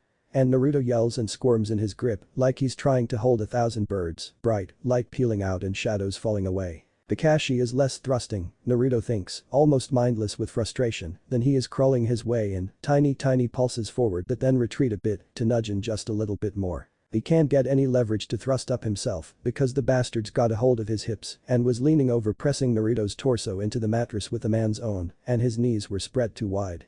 Every breath he takes feels thick with heat and scent and not nearly enough movement, damn it. NNNNGH. Faster. No, the silver-haired man says mildly, God, how can he sound mild? Please. No. Naruto tries to squirm, gets nowhere, tries clenching inside, and Kakashi's cock just retreats, only comes back when he goes loose. He presses his face flat against the mattress and whines, come on. You didn't want to spend more time stretching, it sounds only a little breathless. And I don't want to hurt you. Kakashi's going ophik so slow. Teasing at the edge of that spot which made him see stars. I'm gonna hurt you, he replies, between gasps. MMHMM. I'm gonna kick you in the face, he panted out, and Kakashi was oh god there and now just nudging the head of his dick back forth across it. Naruto kinda wails, tries to move, fails, and feels utterly powerless. It should make him afraid, but it doesn't, and Naruto's so surprised that he almost misses the man's reply. You realize I'm holding you down, at least they're both panting now. I'll fart again, he threatens, half serious, half still surprised. That's nice. Kakashi gives a lazy twisting thrust, might be interesting. Naruto moans and just gives up and lets go, completely untenses, and lets sound fall out of his mouth every which way. Kakashi moves, lazy, in and out, the edges of Naruto's asshole feeling along every dip and vein, the man's cock working its way slow, and then, finally, deep. Then at last he's all in, and Kakashi's panting into his hair, chest heaving against his back, fuzziness tickling his ass, fuzziness in the blonde's mind, and he just feels fuzzy, all warm and enclosed, and when he gulps in breaths, even the air tastes of Kakashi, safe. And when Kakashi moves again, relentless and slow, Naruto just moans and shivers and lets him. And when he finally comes there's barely a change, he already feels like he'd been coming for hours. Ah, Hibigen. Okage-sama, he nodded in reply. How is Yuan? I see he'd been placed with your team. Yeah, narrow miss, that. He could have been placed with someone else. The Sandaime does not let a smile cross his face. Yuan really couldn't have had, with the people in that room. That would have been a problem. Could have been. He was shaky at first, after coming back from his mission. At first. I assume he is better now. Sarutobi let the worry into his voice. Hibigen, now long in having concern and affection for the boy, would appreciate knowing his Hokage held a similar regard. Can he safely participate in this attack? Absolutely. Once in a while, you can still catch him looking a bit solemn if he thinks you're not paying attention. But he's back to fighting form and even more slippery. Excellent. I'm surprised how much a day's break helped him, to be honest. Ikiryu and I half expected we'd have to drag him to Suna, he joked. Sarutobi smiled. I'm glad he's better, then, whatever the cause. The Anbu were in position, the trap has been set and it's the morning of Orochimaru's arrival. Sarutobi. The Sandaime looked up at the unfamiliarly hard tone in his student's voice. He was unsurprised at what he saw and gestured the Toad Sage closer. He does not want the words of their conversation to carry, and he has an idea about what it might be about. He hand signaled, quietly. Jiraiya's face twisted, there was only one way you could have gotten confirmation. Before we'd have to wait another 3 years, yes. Who was the child? Jiraiya, Sarutobi sighed. Boo. It's classified. I am not some administrative lackey. Who was it? Jiraiya. You already know. There was no need to say, this mission could only be trusted to an Anbu. There was no need to remind him of their youngest member. Damn it. You yourself were angry at the possibility that we might not make a strike. Hiruzen peered at his student. I know you would have been furious for the next 3 years. I'm furious at you now. I've been getting a lot of that, should it help. Jiraiya narrowed his eyes at him. But Sarutobi just held up a hand. "We will talk more after we handle my wayward student and after you've looked at the children we've saved. And perhaps after you've seen the boy for yourself." The Toad Senin's face flattened. "Sarutobi, I don't think." "No, you don't. I think that the boy would appreciate meeting his godfather." "I'm hardly," and then there was an explosion. But not from where there was supposed to be one. "Something's wrong." Damned interruptions. "Later, old man." Sarutobi just nodded. They moved. "I have to admit, I'm impressed, sensei," Orochimaru remarked casually as the Noibo sank into his gut. "I'd never thought you'd be one to take initiative." Then earth crumbled around the staff as the Bushin reverted and Hiruzen ducked Kusanagi's swing at his six. The Snake Senin's advanced guard had stumbled onto the far edge of the ambush before Orochimaru was fully in position and surrounded. It cost them Akabeko and Kirin, who'd held up the missing nin in a suicidal holding pattern long enough that Sarutobi was able to arrive and engage his student. "Is it wrong to hope that you'd see reason?" Hiruzen worked his way from tree to ground and brought up a Doten wall. A snake punched through it and sank its teeth into his throat. "I've always seen reason, Sarutobi, it's you who do not understand what you see." The Snake Senin leapt, avoiding the hand grasping from the ground. The Bushin behind the wall slurped back into the ground while the snake desummoned with a mouthful of mud and a poof. Orochimaru brought up his sword upon landing and met Noibo with a clang. "I pity you," the Sandaime said, pressing his weapon in. "What in this wide world stands still?" Orochimaru hissed, pressing back and practically stamped in frustration. "What does not seek power? Your seeking leads to madness." Sarutobi shifted around, turning them for advantage. His student moved too, compensating. "Better madness. If you're not seeking and moving, then you're dead." He flung the summon bow staff away from him and charged chakra through his blade. It came at the Hokage in a shrieking blast that he'd barely managed to catch with the Noibo. The staff shuddered. "I'm sorry, Hiruzen," Enma said before disappearing. "That was enough, old friend," he whispered before the follow-up blast of wind caught him, throwing him out of the tree line. He tried to control the fall as much as he could and skidded into and across the field of wild rice, coughing. The tall form chased after him, a stalking that was smooth and quick like a cobra's strike. "There. It's over, sensei," the Snake Senin hissed and raised his sword. "I didn't even have to exert myself." "Yes, it's already over," Sarutobi replied. The ground glowed through the waist-high grasses, seal writ large and crawling. "What?" Orochimaru yelled, body frozen, struggle in his eyes. "The seal should have locked your muscles and chakra by now," Hiruzen said gently. The entire battle was for this, to maneuver his student from the where he would assume Sarutobi had advantage in the trees and near his Anbu onto what the snake summoner might consider his own home turf of grassland. But instead it was where Jiraiya had quickly laid down thick chakra lay stink and hid when they'd initially separated once the fighting started. Even as the Snake Senin shrieked in outrage and struggled, he grew fainter and the seal brighter. "I had such hope for you, you know. Brilliance such as yours came only once every couple decades." The old man sighed, "But you only loved power." "Power is all that there is," he hissed, insisted, wild. "Power and knowledge. Then maybe this will be enough for you, my student," Hiruzen replied and stepped forward as Orochimaru tore apart into chakra and the seal snapped in, a sharp tug against his stomach and a lurch against his soul. He fell to his knees as the air around him settled and placed a shaking hand against his belly. There was the distant sounds of battle, but Hiruzen ignored that because he feels curious. Peering around and surprised. "So," Jiraiya appeared, mouth long and flat and curled up at the ends like it was trying to smile, "how's the baby?" "Jiraiya," he moaned, getting up. "Well?" the seal master asked. His eyes were insistent. "Curious." Hiruzen finally replied. He waited. He feels curious and he's exploring as much as he's able. It was a very strange experience, housing another soul. Sarutobi was almost tempted to compare notes with young Naruto, except for the fact that he still doesn't think that Orochimaru could be similar to the Nine Tails, and their seals were only passingly alike, and Naruto has no other experience to draw on. "Sounds about right," Jiraiya nodded. "The Iwa sealing method allows much more mental contact, but greater overall control.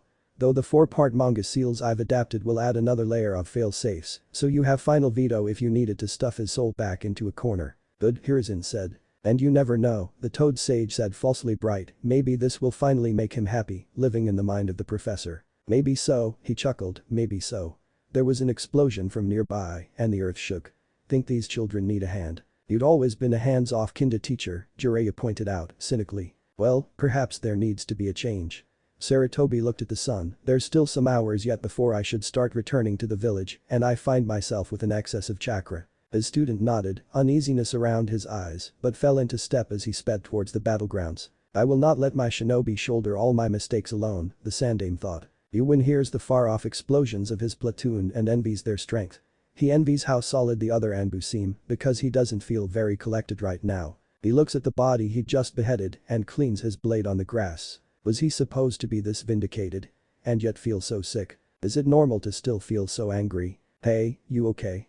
Hibigan approaches him slowly, for a shinobi, making sound as he arrives and not hiding in the shadows of the nearby rocks.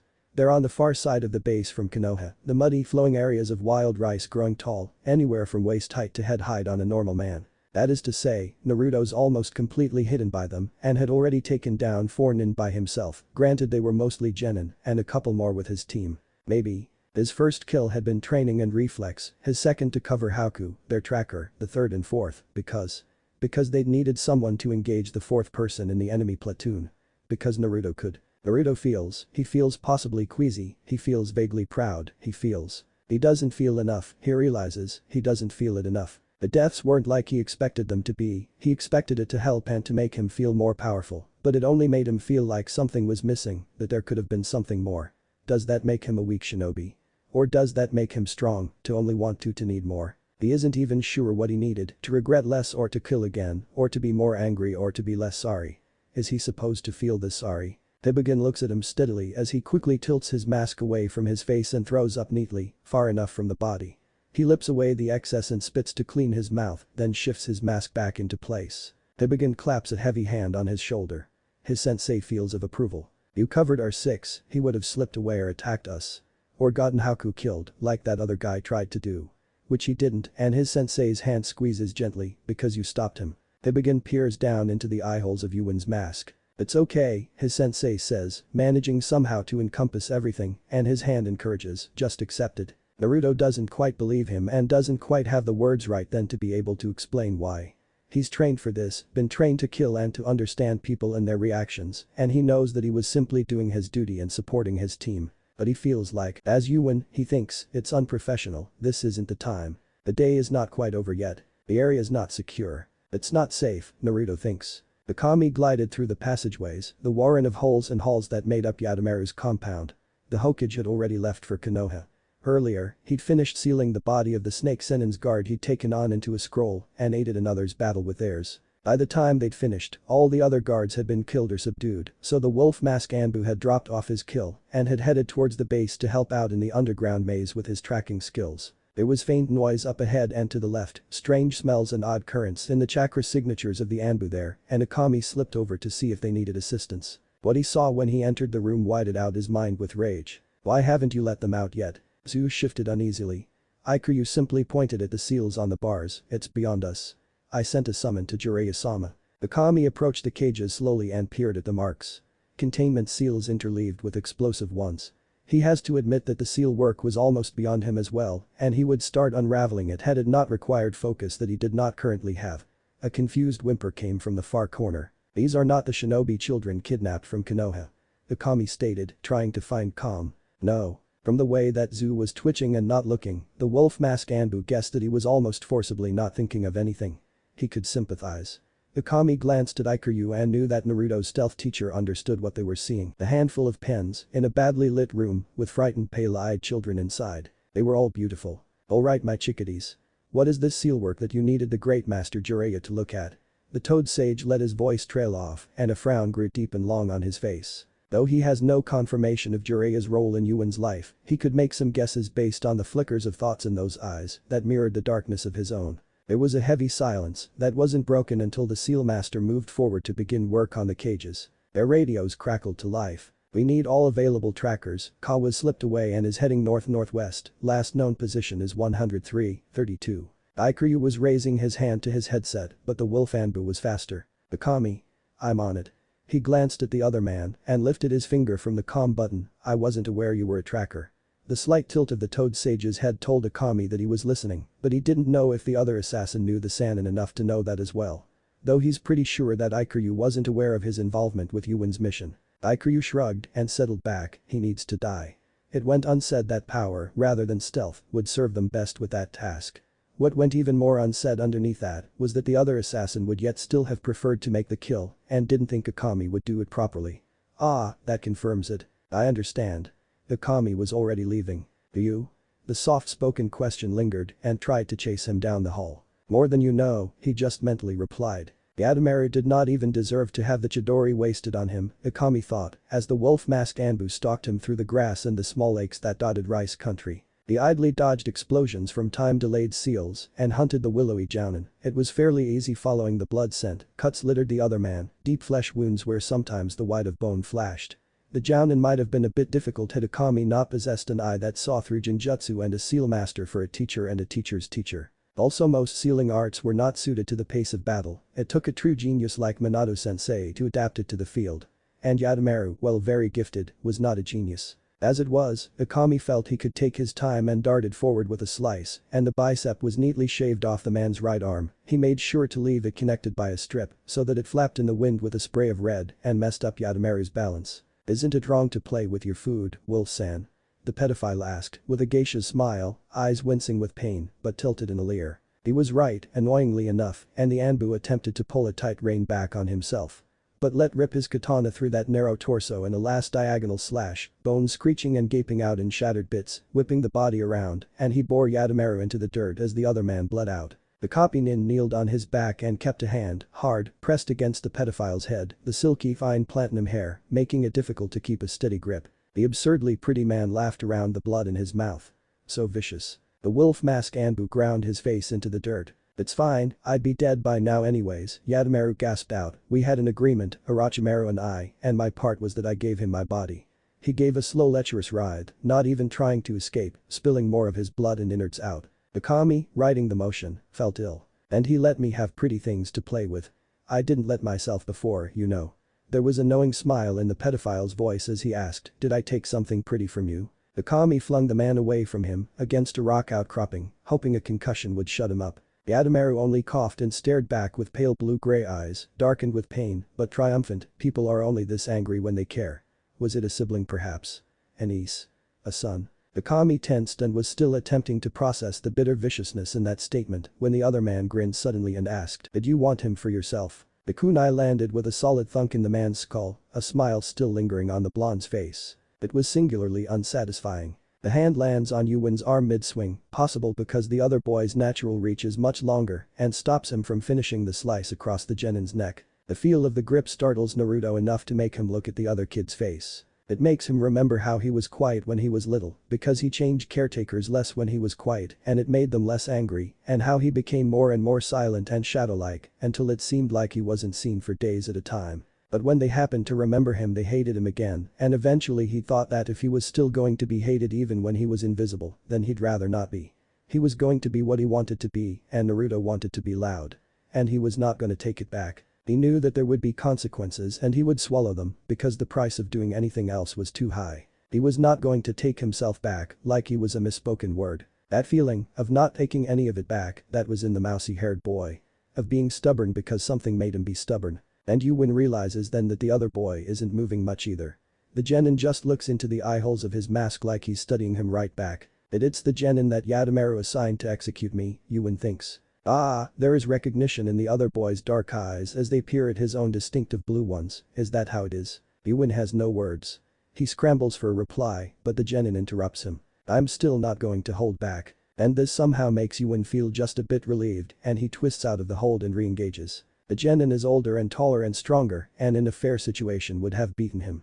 But Yuwen had fought on this piece of land before and some of his traps are still set and other boy believed him when he ran away or tripped.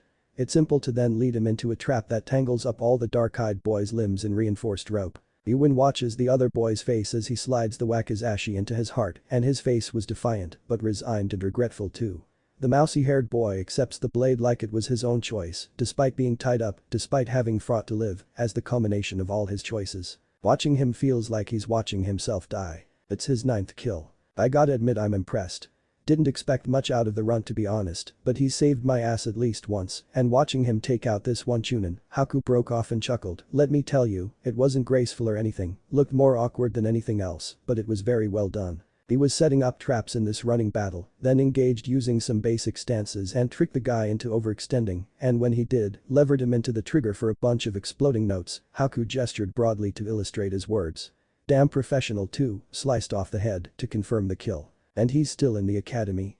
Akashita asked in disbelief, looking at Haku, who shrugged in a way that said I thought he was, and turned to Hibigen. Most of the fighting was over, all the Genin and Chunin were accounted for with only 2 tracking teams still hunting down their Jounin level strays. The Anbu teams were setting up a wide secured perimeter to settle down for the night, with a member from each platoon gathering at the base to drop off their team's seal scrolls with the bodies of dead Nin. Akami was wondering why Hibigen's team sent 2 members when he glanced at the impressive pile they were dropping off and raised an eyebrow. There were actually enough to be unwieldy for only 1 set of arms if one expected that shinobi to be battle ready. Yeah, Hibigen answered, nodding. Half undercover, granted, and details classified. But he still needs to work on his basic combat skills, so you can count him as an academy student. Damn. Must have had a great teacher then, to bring him that much up to speed and able to go toe-to-toe with a Chunin, said Akashita. It tickles my nuts that you think that, it really does, Hibigen laughed and the room boomed with it, then he waved off their miffed stances. I taught him Kenjutsu, but the tactics and the traps are all him. You taught him? Haku leaned forward. Only Kenjutsu, a bit of Taijutsu, a brief hint of consternation flickered across large shoulders. He's not staying with the sword work in the long run, took it up purely for Anbu, but he's still pretty good. Pause. But don't tell him that. Big ego? You have no idea. Akami slipped Yadamaru's scroll into the pile and left the room. The others didn't notice. From the way that they were talking, the kid sounds like he pulled his own weight in the fighting if not more. Which meant a very high kill count if he was responsible for even a fourth of the scrolls that they had brought. And it would be the first time Yuin's killed. Akami tried not to think of young Uchiha Itachi's face during the wars, how it gradually lost all expression, failed, and made a mental note to check up on the boy after his duties were over. There were signs of battle on the land, pockmarks and burns, but by the end of the rainy season, they should all be washed away. They were almost done, the captives were en route back to Konoha, as well as the retrieved children. Akami had just given the go-ahead to Basin and Akashita to raise the hideout and collapse all underground spaces larger than a body 100 yards in every direction, and he wasn't involved in the planning of how they were to handle Orochimaru's other base, with the updated information they've gotten. Most of the able-bodied Anbu will head over to the other side in the morning, with luck, it should all be wrapped up in a day or 2. Akami knew that Hibigen's platoon would not be counted among those leaving for the other base. A full team was to be sent back with a sensitive pack of the numerous seal scrolls containing the bodies, and it was no accident that the Sandaime chose the team that Yuin was on. He should find the blonde now, before he needed to leave in the morning, and while the evening was still fresh, and he sent Chakra to his nose to seek out the smell of sunshine, wind, and boy. He found Yuin by one of the many shallow lakes that dot rice country, trying to clean the blood off his mask and his gear, and observed for a while. He saw Hibigen approach the boy and ask him something, but by the time that Akami had turned up his hearing, the boy had already smiled and shooed his teacher away. He was hesitant to approach the boy himself and remembered the last time they talked, sitting in the moonlight looking down at blue eyes that seemed to glow, the sheets rumpled in a nest, the air still scented heavily of them and of sex. It was easier that time, rising to the occasion, small eager sounds and small knowing hands and small smile full of sin. Down that path lay insanity, he knew. This could not happen again, he had thought. It was starting to feel too familiar, too comfortable, too easy. Please don't ask me again. Kakashi had requested, hand stroking through blonde hair. He repeated himself, quietly, gave a final pat and lifted away, rising from the bed. I'll still be around. I should get to know my sensei's son. And I shouldn't. He'd breathed, tried again. Don't ask me to touch you again, he'd whispered. Okay, the boy had finally said. The wolf mask Anbu watched as the blonde turns back to the water, alone, and as the smile slides off his face. That is wrong, he thinks, and eventually lets himself move when the view doesn't change. He steps away from his cover, but not any closer, and Naruto looks up and blinks at him. Yo. He raises a hand in greeting. The boy just nods and resumes scrubbing, in a very focused way. Akami steps forward a little, takes off his Anbu mask, and watches, tilting his head to try and catch those eyes. I'm glad you're alive, Kakashi tells him after a bit. You're glad too, nah? Naruto nods, shakily. He still doesn't stop. They were going to kill you, right? Or kill other Konohinin. You shouldn't regret protecting yourself and your team. Yeah, Naruto sighs and starts to dry his gear. They were very clean. But I get the feeling that there should be another way. Instead of killing. Another way. Kakashi wants to rub at the boy's frown, to run his hand through the blonde hair to maybe draw out a smile, but they're still among the wreckage of battle in the flat fields of wild rice, and there's no privacy whatsoever. And he shouldn't. And he shouldn't. Even these people that willingly worked for Yadamaru. Kakashi finds himself placing his hand on the blonde's head, and while it startles him that he'd gotten so close despite himself, it seems to untense a measure of stress and guilt in the kid even as he rises quickly and shrugs off the hand. "You don't know that it willing." Naruto shot back, though his eyes were still looking down and shadowed by his hair, still shuddery and shoulders small. "And there are many kinds of willing. I'd met killed the genin that Kawa ordered to execute me." The kid was angry, I think, and scared. And it made him want to be scary. "There has to be some way to just talk to them." His voice trails away, pleading, almost completely defeated. Like he knows what he's asking for is the complete antithesis of their very existence. But Naruto is not supposed to sound defeated. He's not supposed to look that brittle. He wasn't even that broken after. The world feels like it's roaring. Kakashi sends chakra to his nose and ears, casts his senses around, and finding no one close, he sinks into a kneel. He places his hands around Naruto's face and looks at him carefully and makes sure that he listens. "You are talking about an impossible thing." He says this firmly and somewhat hard. The blonde tries to jerk his head away, but Kakashi holds him steady. "Impossible, but you are Konoha's #1 most surprising nin." Naruto looks back at him then, eyes finally meeting his, uncertain. "You do," and here Kakashi breathes, deep and shaking, feeling his resolve breaking with each word, "these impossible things." Kakashi watches himself swaying closer. He's 10, some part of him shrieks. "I don't care," another part replies. "If anyone can do it, then it is you." Naruto blinks his eyes rapidly and they shine, a bit watery. Kakashi cannot believe he's doing this, but he pulls his mask to his chin and wraps the blonde into a hug and a careful kiss. The boy collapses against him like he's too tired to hold himself up. Kakashi keeps his guard up and his ears open as he tips them into the cover of the tall wild rice, as he strokes those shivery shoulders calm and presses kisses against eyes and cheeks and mouth. Kakashi promises himself to worry about this later. Sometime when Naruto doesn't look like he's about to fall apart. "I'm going to have to become Hokage." The blonde says, eventually, forehead pressed against his own, the grasses high above them, pierced by birdsong and wind, "to get to all the people I'd need to reach. And to be strong enough for people to listen and acknowledge what I'm saying." There is steel being forged in those eyes even as he speaks. Kakashi didn't expect this, being a Kage is frankly a shitty job, but he's starting to get used to the feeling of being surprised. Perhaps eventually he wouldn't be surprised by Naruto anymore, but he finds himself not looking forward to the prospect.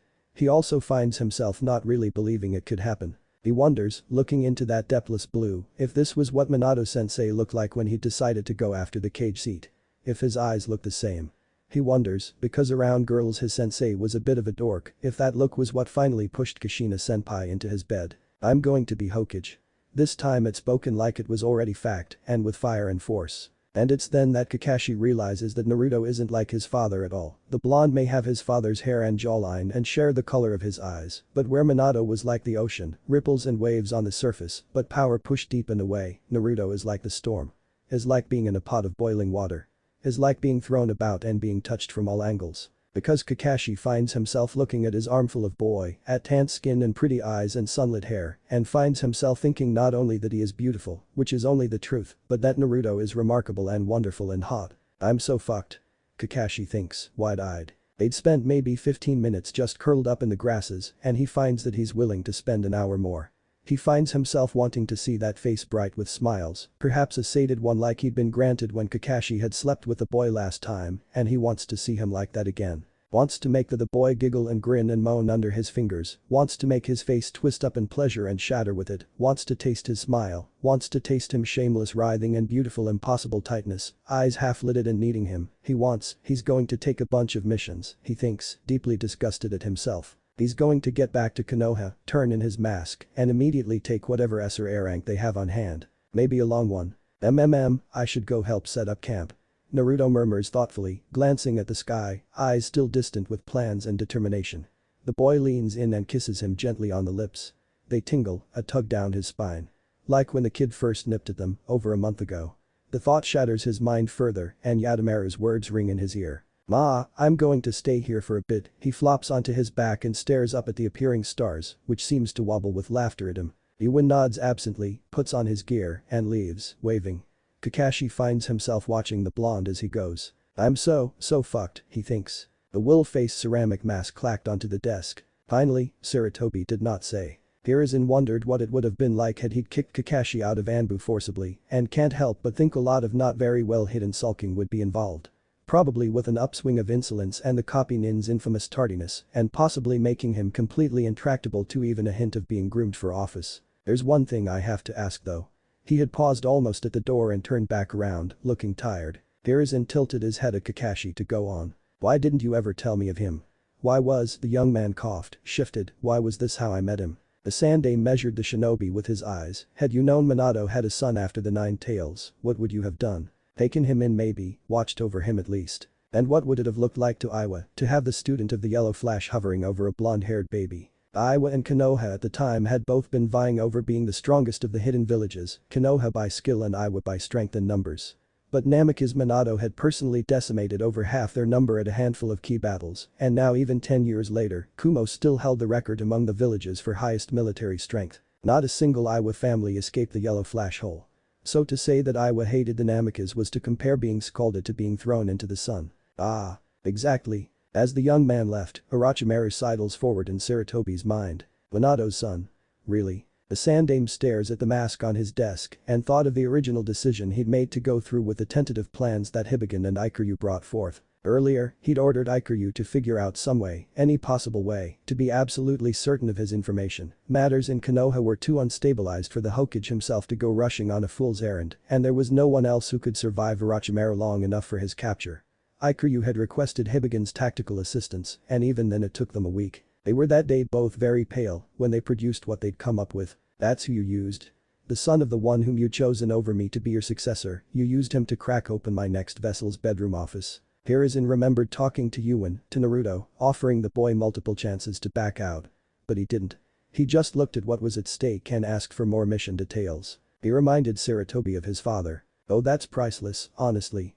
I didn't know you had it in you. Jiraiya slipped in from the shadows, his entire torso bandaged, looking at Akami's mask on his desk. You asked Kakashi too. Naruto asked for the person I trusted most, the Sandaime interrupted. But you asked Kakashi. He nodded. You haven't wanted Kakashi and Anbu for a long time.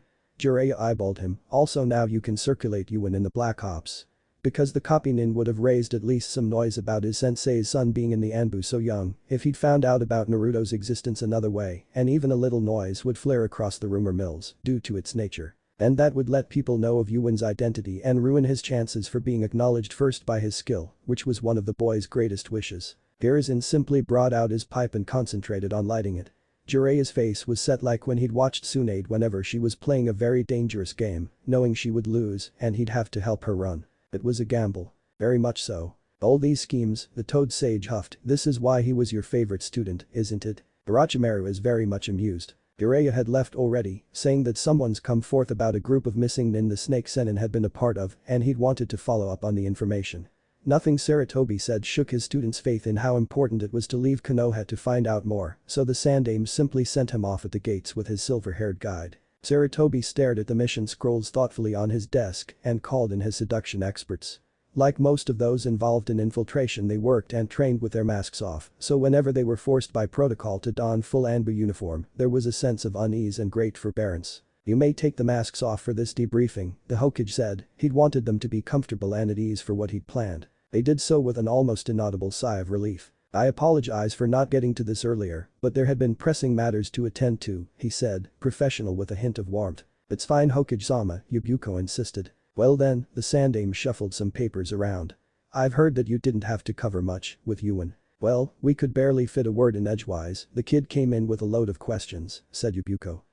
Figures that the demon would be experienced, Yuta muttered. And Yabuko giggled, hand against her lips. Yuin is not the 9 tails. Saratobi snapped, angry. Should I be concerned that my experts on people have lost their touch? Those meant for infiltration needed to understand other human minds well, to blend in safely and consistently, and to know how to escape notice, even when under suspicion and questioned. Ujina had adored the boy within the first day, but had simply not informed Naruto of the extent of it until about a year and a half later, after she graduated him, due to the fact that she understood the boy worked best under pressure and glowed with the smallest bit of approval. Yuin had needed to get up to speed quickly, for the excuse of being in Anbu to hold up under Danzo's scrutiny. And it worked so well that he had his first short supervised infiltration mission within 5 months of induction and was good enough to start soloing a year after that. But these supposed experts were so caught up in the village's unreasoned hate that they'd ignored the signs that their training should have allowed them to see was alarming. Perhaps you should be reminded of what real monsters look like. The Sandaime tossed them the mission scrolls he'd prepared, and the tone of his voice didn't make the mission an option. There was a circle of slave traffickers working their way up the northeastern coast, and both he and the daimyo wanted to keep an eye on them. Dismissed. They left, surprise still in their postures. Dai-san, you better get ready. I'm going to be Hokage. A blonde blur burst into the office, and the stationed Anbu shifted in question, but he signaled them to stand down and to leave. They'd never met Naruto before, and Sarutobi would prefer that Yuin's reputation preceded the boy before the knowledge that he was the Jinchuriki. The Hokage? Asked Hiruzen, amused. Yeah. I'm gonna steal your hat and be much more awesome in it. The boy crossed his arms and said firmly, I've decided. Thank you for letting me know, he said wryly. No problem. That's why I dropped by. Yuin had already debriefed, so this was pretty much a social visit.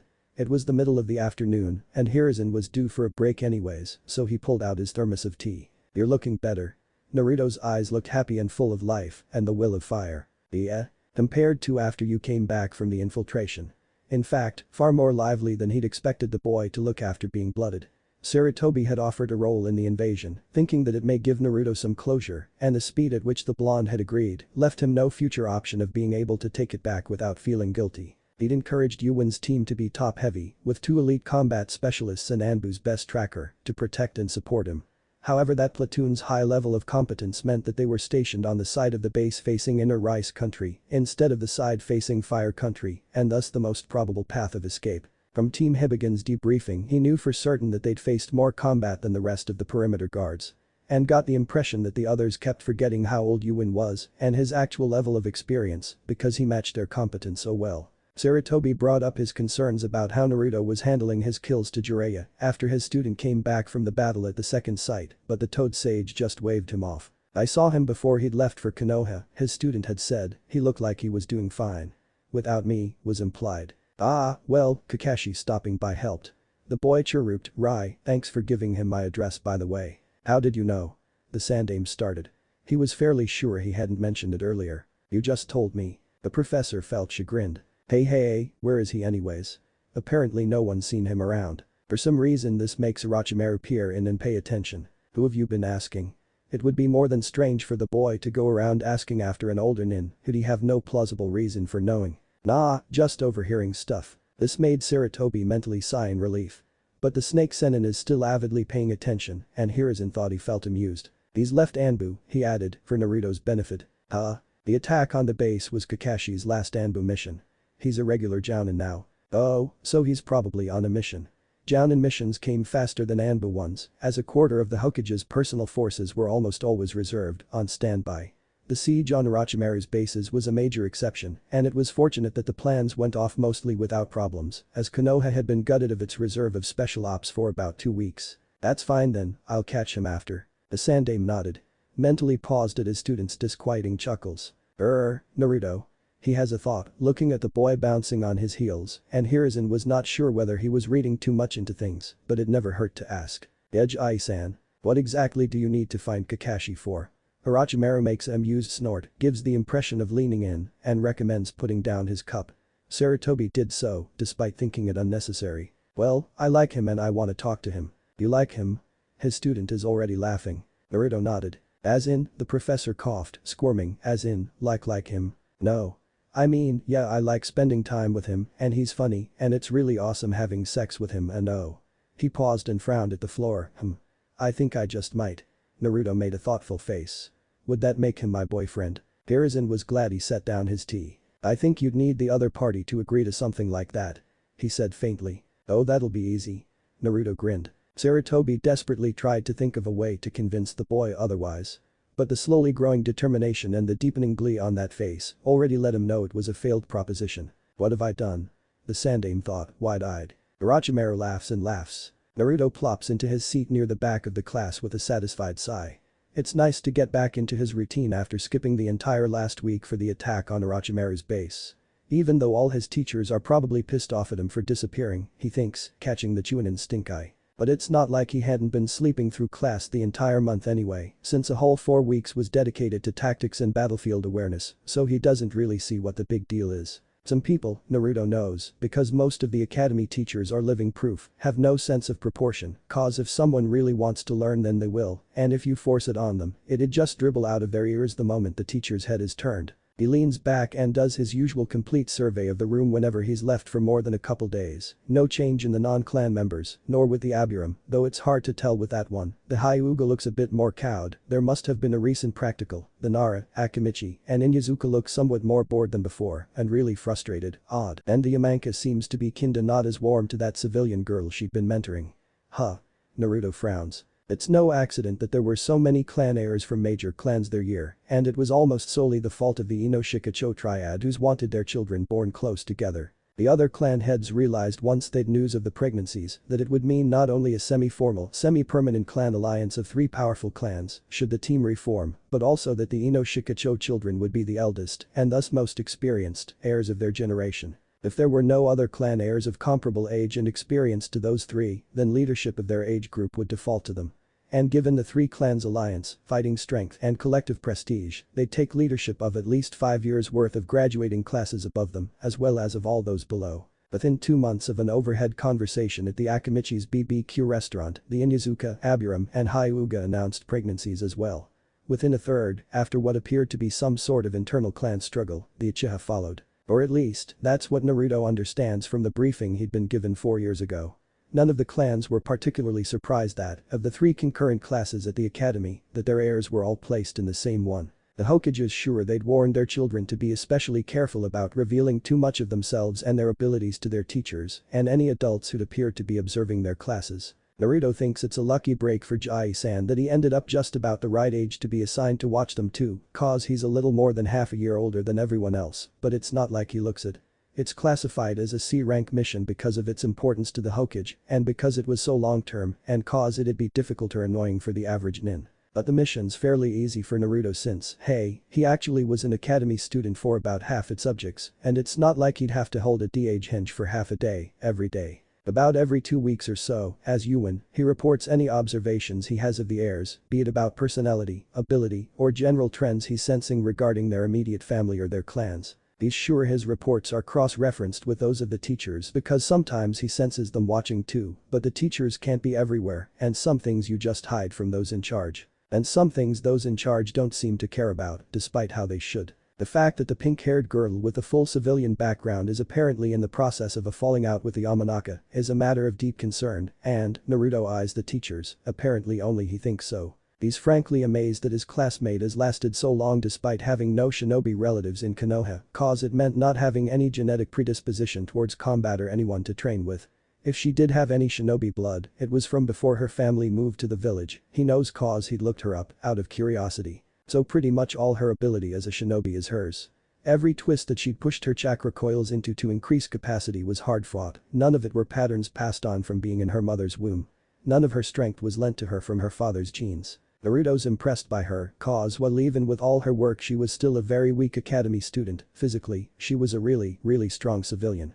And she understands things the fastest of anyone in the class, clan or non-clan, if it was something they were all learning at the same time instead of something the clans taught beforehand. And Naruto sees this. He's not sure anyone else does, though, cause if you were to look at the class as a whole, she's somewhere near the very bottom whenever they spar or train or do anything physical. And not many people expect more from her, certainly not her parents who probably already think she's freakishly strong, and not from the teachers who have her background checks and know exactly how civilian she is. The Yamanaka had worked with her before on the physical part and had encouraged her to try her best despite not being from a clan, and the pink-haired girl pretty much bloomed under the praise. But now Naruto watches as she whips out a single flawless bushin on her first try, turn to the Yamanaka who didn't smile at her, and then look away disappointed. He thinks it would be a damn shame if the girl didn't end up being shinobi. Sakura, Naruto thinks, that's her name. I should figure out how to help her, he decides. Cause she's awesome and the village always needs more awesome and more female nin. Or, well, the village always needs more strong shinobi and female nin always give birth to strong shinobi. The medic nins that Naruto overhears sometimes during his follow-ups to the growth plate operation seem to bicker every other visit or so about whether it was the being born by a female nin that was important or if it was the fact that one shinobi parent has survived long enough and was good enough at their job to be able to consider going off duty for a couple months to bear a child. They'd be arguing for at least almost 4 years now, Naruto thinks, mentally snorting. He lets his eye rove over the class during the lecture on ambushes, a version of which Hibigan already gave him and that he'd already put into practice several times during the past week alone. It's kinda neat that he could sorta tell who the other kids are and where they were going just by how interested they were. Those wanting to be shinobi from clans look mildly interested but mostly bored. The civilians and those who either didn't want to be shinobi or knew they would fail the shinobi tests looked just about uniformly bored as well, though some, mostly boys, paid attention to the stories of old battles. Only the clanless wanting to be shinobi look fully interested and, depending on the person, almost feverish at the anecdotes and explanations. Naruto wonders how long it would take them realize that they would most likely never get past genin rank, if that. At least half the class knew already, judging from the glazed looks, but then their parents probably already told them their expectations of their children failing. Failed academy students, and some genin depending on their skill set and physical capabilities, instead of returning to a completely civilian job such as in the food service, are usually funneled into being a part of Konoha's auxiliary civilian support. This includes jobs such as non-combat medics, information processing, either pure paperwork or chakra-based, and aiding the intel branches at Anbu, chakra censoring with the barrier squads, seal work, chakra blade smithing, or any other such infrastructure duties that require the knowledge and ability to mold chakra. That they had some self-defense abilities and a bit of physical conditioning in a sensitive military environment was also a perk. For all that they fail out of the academy and are never considered other than civilian, this work was still somewhat better paid and far more highly respected than purely civilian duties, as well as being safer than aiming to be shinobi. Thus most families try to enter their children into the academy, whether or not they actually wanted them to end up in combat. Some, like Sakura, get caught up in the coolness of being a nin, so they end up trying hard to be shinobi anyways. There's usually some surprises graduating every year, but not many, and at first when Naruto noticed the fail rate he'd gone to Jai-san and complained about the unfairness of studying so hard only to get nowhere. But then the Hokage explained about failing, and then how they wouldn't want someone unprepared in the field. It made him feel a bit better until he realized that even with that, most genin tend to quit early. Or die. Naruto buries his face into his crossed arms and clenches his jaw.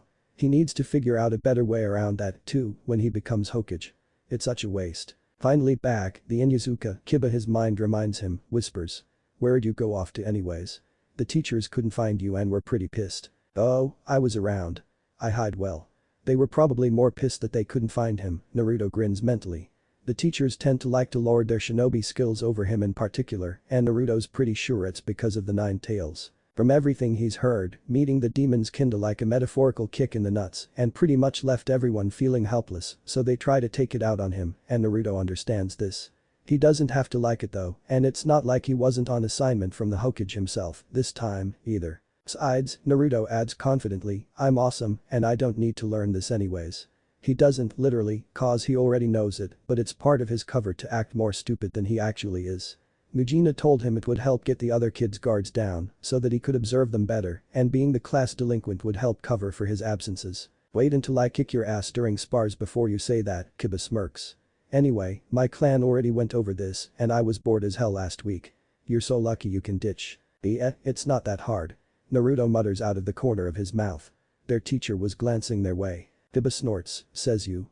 I don't know how you do it, but I swear when I try to cut class it's like they have my mom's nose. Naruto thinks here and his class are his generation's leaders, the ones who will probably end up as Jounin and probably even Jounin commander, end up as captains and as Anbu captains.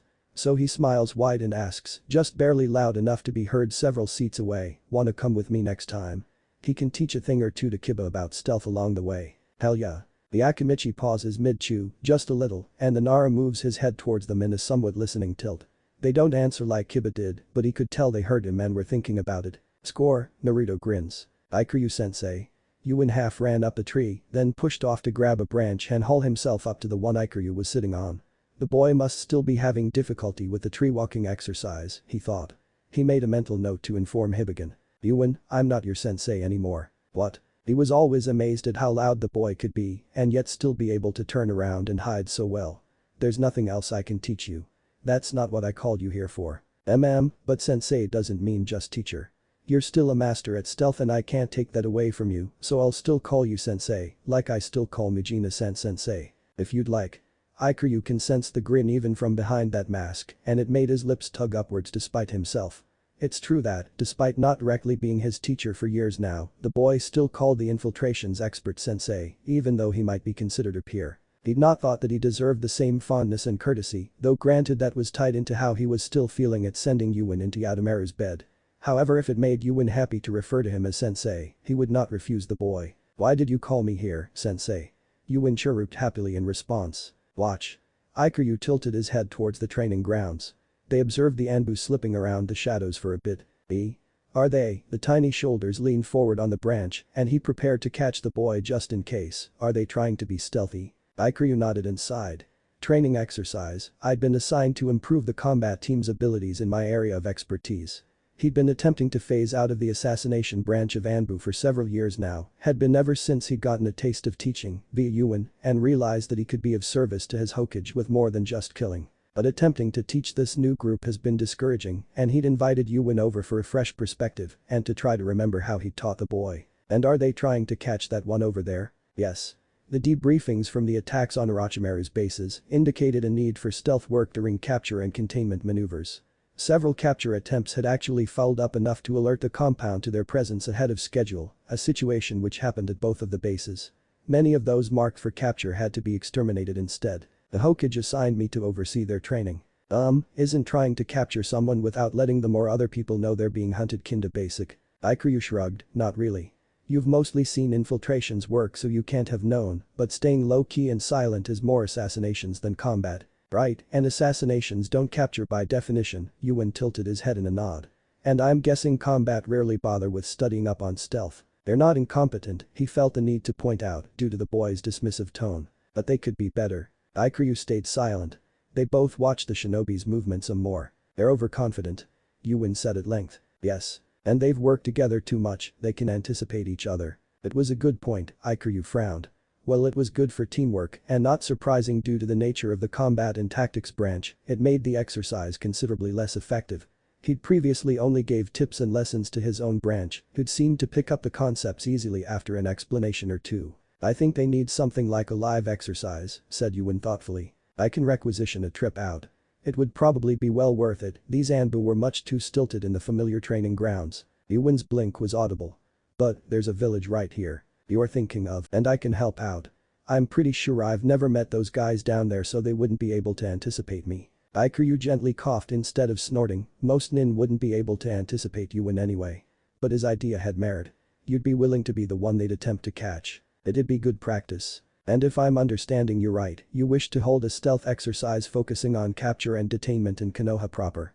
He worked out the logistics in his head, as close to a live simulation as possible. Perhaps with you as a spy. Nah, that's too obvious and doesn't get people fired up enough like they would be when it really mattered.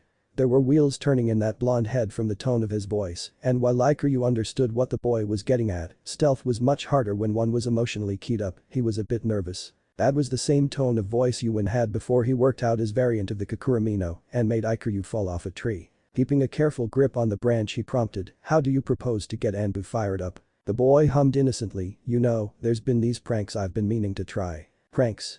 Ikiryu repeated. Yeah. But not with property damage. Well, much, anyways, and nothing permanent. Yuan's results spoke for themselves, and while he would bet that this new idea will give his village stronger shinobi, and in fact would bet so strongly as to already start figuring out the paperwork he'd have to file, Ikiryu mentally apologized to Konoha. Pranks. He resisted the urge to put his palm to his face. It was covered by the ceramic mask anyway. Kakashi stood there and did not know what to say. Not that he ever really said anything out loud there, but. The wind was blowing and the grass was beneath his feet and in the air and he didn't know. He stared at the memorial stone. He has the sense that Obito was waiting for him and what he usually would have done was to go over whatever happened during the days in between when he could not make it to the stone. Obito had given his life for Kakashi, so Kakashi felt the need to give of his life in return. But as Kakashi recalled blue eyes looking up at him and all the different ways that they looked, he didn't think that Obito wanted to be given that. He doesn't know that he wants to give Obito that. Kakashi. He blinks and realizes that the shadows have moved. How long had he been there? He stares at the sun, it's 4 p.m. He states this blankly. Yeah, Naruto peers at him, curiosity making his head tilt, mostly hidden in the tree line. Sunlight peeking through the leaves strokes the tan cheeks and tangles itself in the blonde's hair. It makes his fingers itch. I'm needed at a meeting, Kakashi murmurs, an hour ago. Okay. Softly. Catch you later. He lifts up a hand in farewell even as he goes and tries to not let his mind linger on the faint disappointment in the boy's face. It's the third time he's dodged the blonde. It is not precisely springtime, but it still feels like it. Guy is glad that Kakashi has finally left Anbu. Normally shinobi assigned to the assassination division serve for a term of only 3 or 4 years due to the mental stress. Because whereas branches such as interrogations and combat have inherent safeguards, interrogations because one is constantly working among peers trained and on the lookout for psychological irregularities and combat because there's usually more guard duty than battle involved, assassinations are more often than not solo and consistently immersed in death. Kakashi had been with Anbu under the assassination division for almost 9 years now, and while he'd often worked with combat and tactics, the incidences were always battle-related. Guy should know, he'd been involved in most of the major assaults in question and asked around after he'd noticed his yearmate and his distinctive hair appearing more than once. He'd left Anbu himself only a year ago, despite being in the combat branch for only 5 years, because he'd kept getting tapped for duties that involved ending life rather than protecting it. Guy had originally become a shinobi to protect life, but it all made him feel distinctly unyouthful and more aged with every trip out. And while he'd still felt a strong sense of duty to Konoha, he'd realized that should he stay longer with the Black Ops, it wouldn't be him anymore serving his village. And it seemed wrong to let someone else protect the things he loved. Guy is not quite sure what Kakashi fights for, other than duty. He didn't even seem to like much of anything, let alone care for it. 15 years ago, Guy was an academy student and stared at this silver-haired boy who was the same age as him, but already chunin. There was a driven light in his yearmate's eyes then that Guy had found inspiring and he'd resolved to match the other boy despite being at the tail end of their class. But then years passed, people passed, and the drive that had been there in his youth seemed to fall away from Kakashi's eyes to leave apathy and boredom. Guy had become stronger than many people ever thought possible because he set himself against the best nin of their year and then one day he'd realized that maybe Kakashi needs a goal too. That was the first day Guy challenged his rival to a taijutsu match, which Guy won handily because Kakashi hadn't been trying. He shouted his disapproval and then ceaselessly rubbed it in, loudly and in very public places, to encourage Kakashi to participate better in their next challenge. And it worked. Guy thinks he should celebrate Kakashi leaving Anbu with a challenge, something perhaps psychological, like rock paper scissors. He likes throwing rock, but Kakashi knows that he likes throwing rock, but he knows that Kakashi knows, and also that, even if Kakashi knows that he knows, that Kakashi has a fondness for scissors. But the copy nin may throw rock if he was feeling juvenile. Tricky. Guy catches his eternal rival in the afternoon as he's heading into the mission's office. The silver-haired man stares down at the finger pointing at his nose, which on anyone else would make them cross-eyed. Since Sharingan no Kakashi doesn't have another uncovered eye to cross it with, he isn't, and replies, something fast. Rock paper scissors. Aha. You read my mind. Guy proclaims, already processing. Kakashi isn't one to suggest challenges usually, and normally it takes anywhere from 8 to 15 minutes to even convince him to agree to one. And the man looks strange, he looks hunted. Eye roving over the exits in a way that may seem disinterested, a guy not been with him during several missions that went south and so now recognizes the set of his shoulders. On a hunch, on their count of 3, Guy throws scissors. Kakashi throws paper. Looks the faintest bit surprised but nods in acceptance and walks away with a wave. Guy frowns even as he shouts his victory. Kakashi never threw paper unless they'd lost someone on a mission. Iowa. Kakashi states, you want to send me on a diplomatic mission to Iowa. Sarutobi nodded. You recall, I hope, that I was trained by the Yellow Flash. The copy nin asked lazily. Yes, he grimaced at his pipe and moved to refill it. So you mean I breathe down their necks and look dangerous and make sure negotiations go our way while staying alive and making it look easy? I'm glad you understand.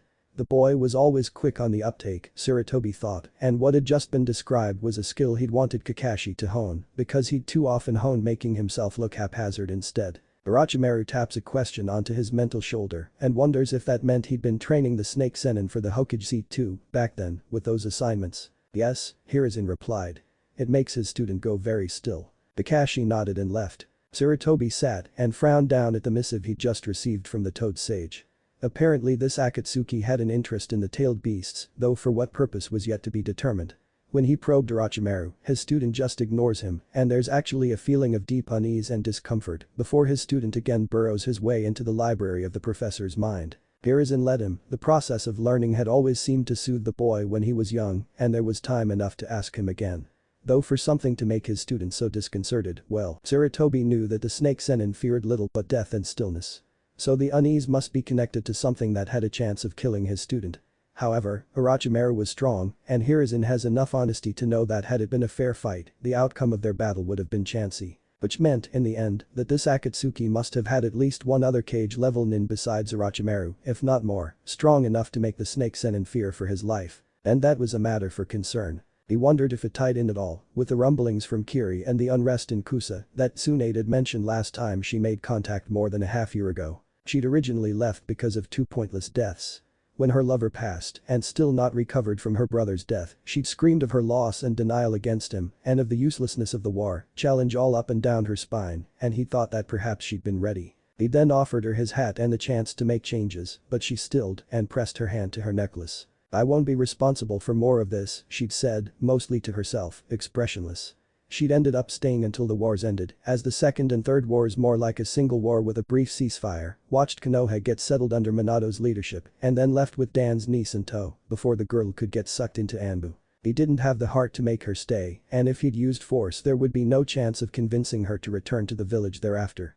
She'd been on the edge of turning missing nin. Nevertheless, her loyalty was still to Konoha, and every year or so he'd get a message from her with some bit of knowledge that would have otherwise hurt the village. And when Orochimaru defected, Jiraiya had left as well to track him under the cover of a disaffected training trip and general debauchery. Which made 2-cage-level Konoha nin infamous and powerful by any standard, traipsing around the elemental countries, appearing for all intents and purposes to be fooling around and squandering resources.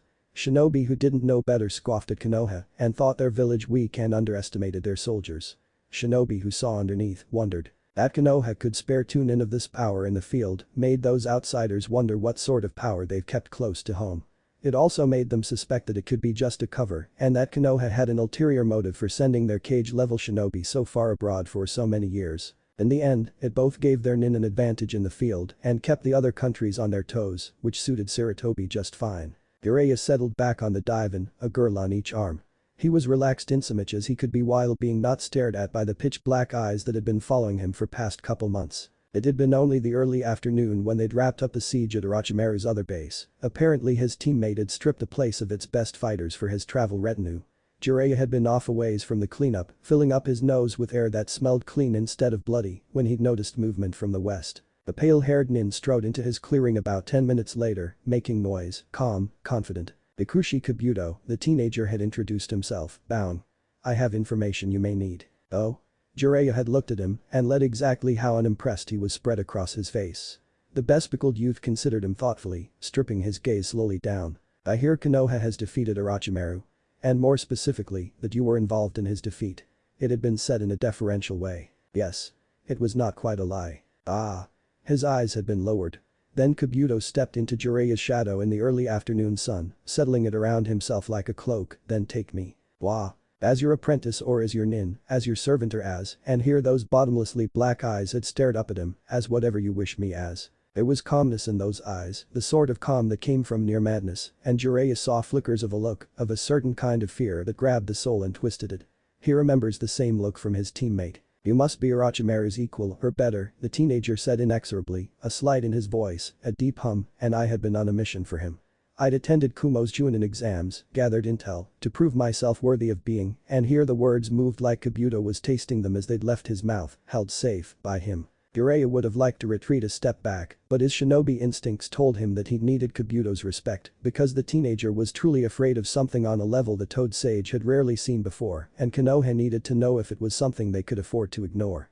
Jiraiya's sage instincts told him that what Kabuto knew could shake the world. And Jiraiya's rider instincts told him that this scene had promise, beautiful dangerous creature invading the personal space of a great master shinobi with intense eyes and a plea on their lips, leaning in, but did not touch. "Why, the only thing better would." "There are people I fear, Jiraiya-sama," Kabuto had murmured, eyes shrieking. And then he'd fallen to his knees like his strings were cut. "Do you know Sasori of the Red Sand?" Jiraiya had not breathed when the teen kneeled before him, so he could not have answered even if he'd wanted to. "He is a master of puppets," Kabuto had said, looking up and up, the full length of him, "a master of getting people to do whatever he wants." And the bespectacled youth breathed heavily, shaky, face at crotch level and not even seeming to notice, a smile on his face, slightly feral, and a pleasant easy lilt to his voice. "Do you know what it's like to not be able to control your own body? To fight and have it all be useless?" He may have some idea, Jiraiya had thought, twitching. God, his mouth is so close. He is powerful, and he's working with powerful allies. And he wants me to spy for him. And you don't wish to. He was faintly surprised his voice was so steady. He does not let you wish. He does not let you choose. Kabuto had said and swayed closer. Jiraiya slammed a hand down and pressed it against that pale forehead before it could reach him. It was, Jiraiya's novelist mind noted, like a benediction. Like he'd already agreed. Rise. I will not have you like this. And Kabuto stood up smoothly, a slither that threatened to lean against him, and will you have me at all? It was a test, he knew, but he didn't know what answer the silver-haired teen sought. He was reminded of mirrors, cracked, of pitcher plants and daggers in silk. Jiraiya had looked down at him, tell me of these allies of Sasori. Is that a yes? Do you actually even know of them? He challenged. And Kabuto had laughed and stepped away from him and started speaking of a group called Akatsuki, rolling the words and vowels around his mouth like he was tonguing something long and hard. Jiraiya had mostly, almost, sorta been able to ignore it. And then here they were. They've been traveling for a couple months now, corroborating Kabuto's statements regarding the Akatsuki's intentions and movements, and the teen was no less troubling. Jiraiya regaled the girls at either arm with tales of his adventures, while trying to ignore the feeling of the medic nin's eyes. Kabuto was off towards the front of the house, smiling and being all helpful and pleasant. His soft voice carried as he offered to give the girls checkups for diseases they might have picked up. Jiraiya was almost entirely sure that the teen was doing it on purpose. Sasori thought, with ice and with steel, that they have ruined art. Orochimaru had believed in permanence, like him, and had also crafted his body into something deadly and beautiful. Sasori had thought that when everything fell, when the earth was seared and the sun burned red and dying, when nothing skittered across the ground but bugs, that even then Sasori's art will last. And that then he might turn toward that other man who understood survival as much as he did and compare their art side by side. But, if the reports he has are to be believed, then, that will never happen now. The only part of him still alive pounded out its rage in torrents of chakra. He took it and began to craft. Konoha needed a lesson in permanence. All in all it had been a busy 3 months. Between the academy, making friends with the clan heirs, planning and carrying out the stealth training runs, and the occasional weekend infiltration missions, he'd barely even managed to fit in the 4 meetings with Hibigen to actually start working on his taijutsu, one of which was entirely dedicated to getting completely checked over by the medics to finally give him the go-ahead on strength training. And while it doesn't really surprise him that it was difficult to get a glimpse of Kakashi between their schedules, he would have thought that by the 4th or 5th time Naruto caught him that they'd at least get a decent conversation in. And then he realizes that Kakashi's been avoiding him. Troublesome, Shikamaru thinks, as he follows the 3 out into the field for a chance for them to be bored outside in the sun rather than bored inside a stuffy room. At least here there were clouds to watch. He thinks there's something strange about the Uzumaki, the way that the teachers dislike him could be attributed to how he barely does his homework and frequently skips class, but the patterns and severity of it doesn't quite mesh into something that makes sense. Also, the blonde had actually kept up just enough work to not completely drop out of the academy and was mediocre during the spars instead of poor, despite the eye-raising number of lectures that the blonde skipped or slept through. Shikamaru had about 56 theories that had the blonde as some variant of genius or idiot savant, with or without some type of learning disability, such as auditory dyslexia. 49 theories had some clan members silently being the boy's guardian and tutoring him outside of class. Another 30 theories covered situations that didn't include the clans, a good half of which considered the matter of the guy's parentage. The last 16 theories had the blonde as a spy planted by the Hokage to observe the clan heirs, but Shikamaru dismisses that group almost immediately. For one thing, the boy's too loud to be a spy. For another, Naruto isn't all that observant. And then he just leaves. Naruto yelled and flopped over on the couch in his office. It would amuse Hiruzen how similar this conversation was to ones he'd already had with his teenage children, except he's too busy trying to restrain his first and second impulses, which both involved locking the boy in a room for the next 5 years. Naruto, he tried, how do you know he's interested? A lot of relationships fail because one party wants it more than the other and you've only spent 3 days with him. For a mission. The blonde just shook his head, we met up twice after, and the second time we didn't even do anything, really. He squinted at Sarutobi, I don't think you could count kissing as anything much, right? See? Orochimaru says, isn't it good thing that you didn't try to make this your lunch break? No, I don't suppose kissing is much. Hiruzen said weakly. While he could well perceive that Kakashi was fond of the boy from how violently he'd reacted when he came to Sarutobi on Naruto's behalf, he had no idea that the fondness translated into unprovoked kissing, let alone another sexual encounter.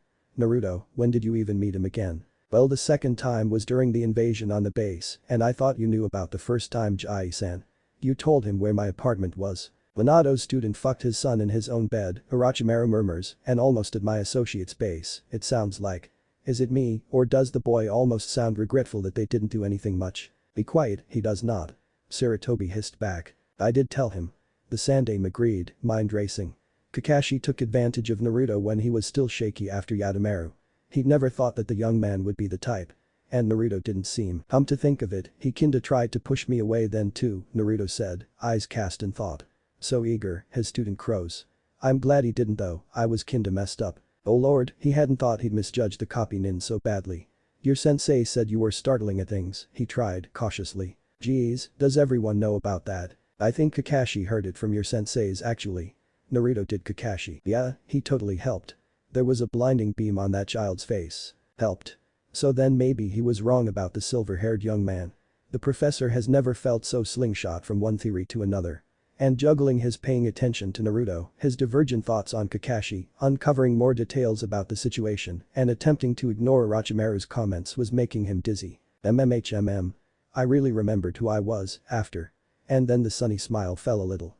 He'd said to not ask him to touch me again, but like, he'd all kissed me when I was feeling bad, so I thought he changed his mind. It's probably your age, Saratobi desperately said, it's kind of inappropriate for him to date someone so much younger.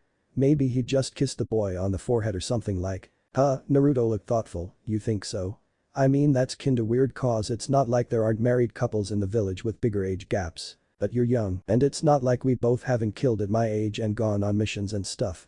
Naruto interrupted and peered at him, so I can die, but I can't have sex. Naruto, do you even really like Kakashi? Saratobi felt like he was being run over by oxen. I really like his hands, the boy said with a leer, also his mouth. And his Hiruzen let out a loud groan and waved his hands, madly, for the boy to stop right there. And then covered his face with them. Seriously, though, Jai-san, Naruto let the leer fall away, he's awesome, and he understands me. And I want him. In bed, Orochimaru supplies. In bed, Naruto added, grinning. He really takes after his godfather, Hiruzen thought, and did not acknowledge how he'd mentally added those words as well. But a relationship is more than just that, you'd have to be able to talk to the other person, to really get to know them and know their pasts, and their hopes and dreams. There, he thought, that should stump him. He doesn't like talking about his past much, and he doesn't really have hopes and dreams, Naruto shrugged. We were in a boring room for 3 days, all we did was talk, when we weren't having orgasms. You got Kakashi to talk at all? Saratobi blinked as more of that sentence registered, and how many times did you two have sex during that period? Are we counting hand jobs? Blow jobs? Fingering? Orgasms? He cut in, before the boy could get any more detailed. You expect me to count? Really, it was that many? The Sandaime asked faintly. He activated the failsafe when his student would not stop pestering for details, and Orochimaru is slammed into the pit of his mind. That would make it so far beyond the minimum requirements of Kakashi's mission as to be absurd. He'd frankly been just a bit surprised, given the copy nin's initial reaction, that he hadn't been requested to supply an alternate due to odd job performance issues. Clearly that had not been the case. It looked like he will have to call in Ibiki after all. Kakashi's difficult to read, even for me. He stared at the Hokage monument, not turning around. That makes things complicated then, he's one of our best nin. But I'll pull him off active duty for a couple weeks and send him to your office. The Hokage blew out a breath. The political fallout will be a mess. For Konoha to send one of its most respected and presumed loyal nin into their tea and I was a sign of deep division and weakness. On a personal level, it'll mean that his plans to groom the copy nin for the Hokage seat will have to be permanently shelved. Hokage-sama, if I may, not necessarily. The Sandaime raised an eyebrow. He'll have to be primed and it will take longer. But he wouldn't need to be detained for the questioning itself and it shouldn't raise any major alarms among those who might be concerned. And this would be less invasive than other methods. Yes. The final interrogation should only take 1 meeting. I would ask for some assistance however. Saratobi motioned for him to continue. As Ibiki outlined his request, the Sandaime looked at the debriefing scroll he'd just received from his seduction experts. It should kill 2 birds, he thought. I always liked killing birds, Orochimaru opinions. And we're to capture and retrieve Yuan. Yes. This exercise is only limited by the village borders and strict non-lethality. You are expected to complete it leaving the citizens of the village blind to your purpose and intent. Furthermore, if you are spotted by civilians more than 5 times or posted Chunin more than 10 times, you will receive one-on-one attention from Yuan until he's satisfied with your progress in stealth. Rakuta paused and eyeballed the group. Trust me when I say that you want to avoid this. When do we know when the exercise commences? Your enemies let you know when a surprise attack happens. He snorted, that's very generous of them. The Anbu's posture was distinctly chagrined. They will also be testing and hoping to improve your reactions and your stealth abilities under emotional duress. The team of 4 seemed to relax a little, confident. Rakuta rolled his eyes. Don't underestimate him based on his age. He will provoke you, and you will react. Should you keep a level head? Well, I haven't met a person yet who have fully kept their mental footing around him. He shrugged at their surprise. It's a learning experience. They all shifted now, seeming nervous, and he held back a cackle. They were not nearly nervous enough. It will be non-lethal, if annoying.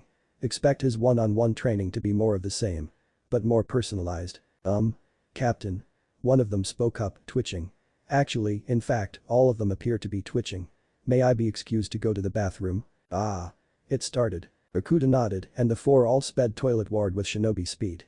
From past experience, this version usually involved explosive diarrhea and something incendiary printed onto people's stomachs with contact dye, the same used for temporary tattoos. At times like these he wished for a Byakugan. Rakuta remembered his first training run a couple months ago when his underpants turned into soggy jello, accompanied by the flash of camera bulbs, and he was sure that behind their masks, the newbies' faces must be just as priceless. Especially since the pranks had been especially brutal recently. He would wonder why, except he figured the kid was just trying to outdo himself. One of the first things taught to him was how to blend in, how to move with his surroundings, and how hide in plain sight. Naruto had spent almost a year working with Mujina on infiltration and going on short missions before he'd aced his first solo mission and was allowed back into the academy. It was just in time for him to be slotted into the spring class with all the clan heirs, and although he could have been introduced to the class mid-term, it was less suspicious for it to occur on a natural date. His sensei had also wanted him to appear more natural, so the skills they'd later pounded into him during supplementary nighttime and weekend sessions were more specialized support skills on everything from traps and tools to stealth and evasion, rather than pure academy basics. It had left him feeling oddly lopsided during classes, but it wasn't like his cover didn't allow him to sleep or skip through the parts he already knew, and he could always ask his sensei for tips on the new stuff that he had trouble with. Well, or that his academy teachers didn't really help him on. Naruto knows theoretically that, in a village so tied into military affairs, that pretty much everyone has an idea of how ridiculously strong shinobi are in comparison to a non-fighter. So if, say, a single something, like a tailed demon, cause entire elite squads to fall, that would be something to fear, universally. It doesn't make things any easier. He still remembers not knowing why people look at him the way they do, and feeling angry and afraid and trying hard to please them and never succeeding, and then eventually thinking a version of, to hell with it, I'll be myself. Knowing why he got those looks made things different but not easier. Now he wants to shake them and shout, I'm not a demon. And knowing that even if he did it wouldn't help.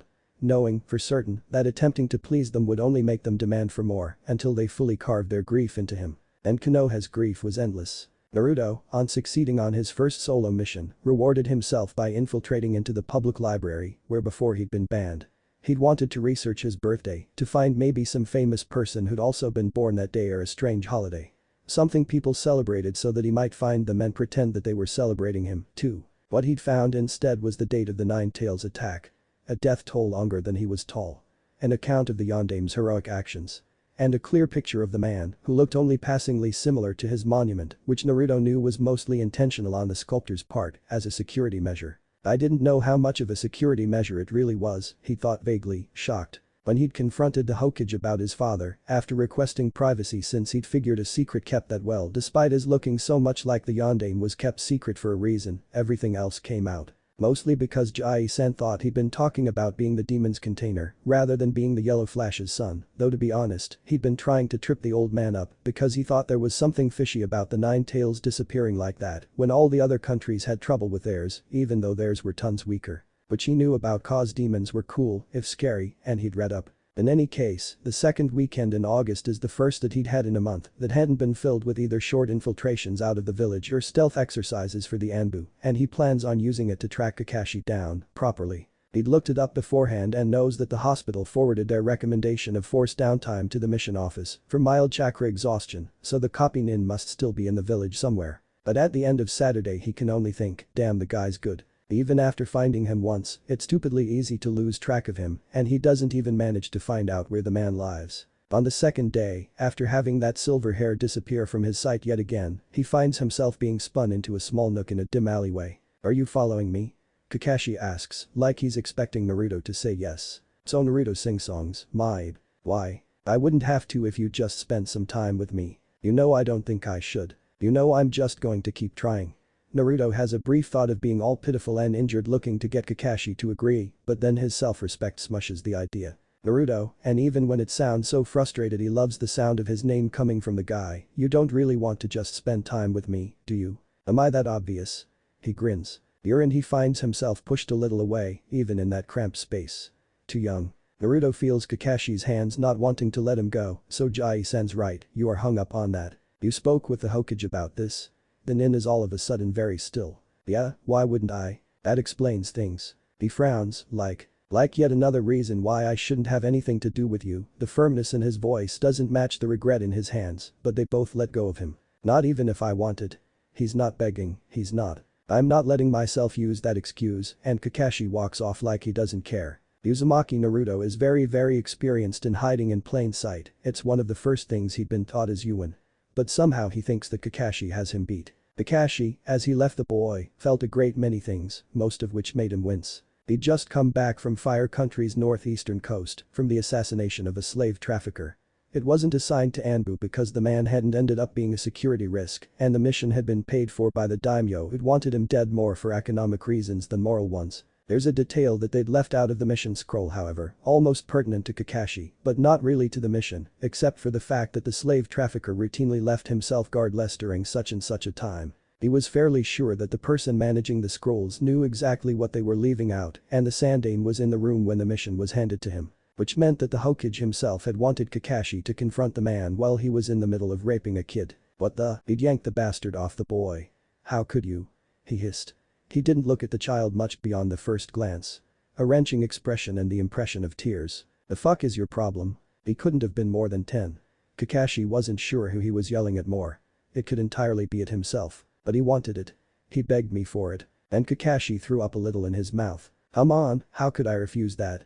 And the man gestured at the boy, but Kakashi refused to look. Using the Chidori was probably overkill, but there was no need to pace himself for other battles this time, and he thought that it would have been satisfying. It wasn't. He'd wrapped up the child into a blanket, shoeshined with him 11 times to the nearest village, and dropped him off with someone who'd looked kind.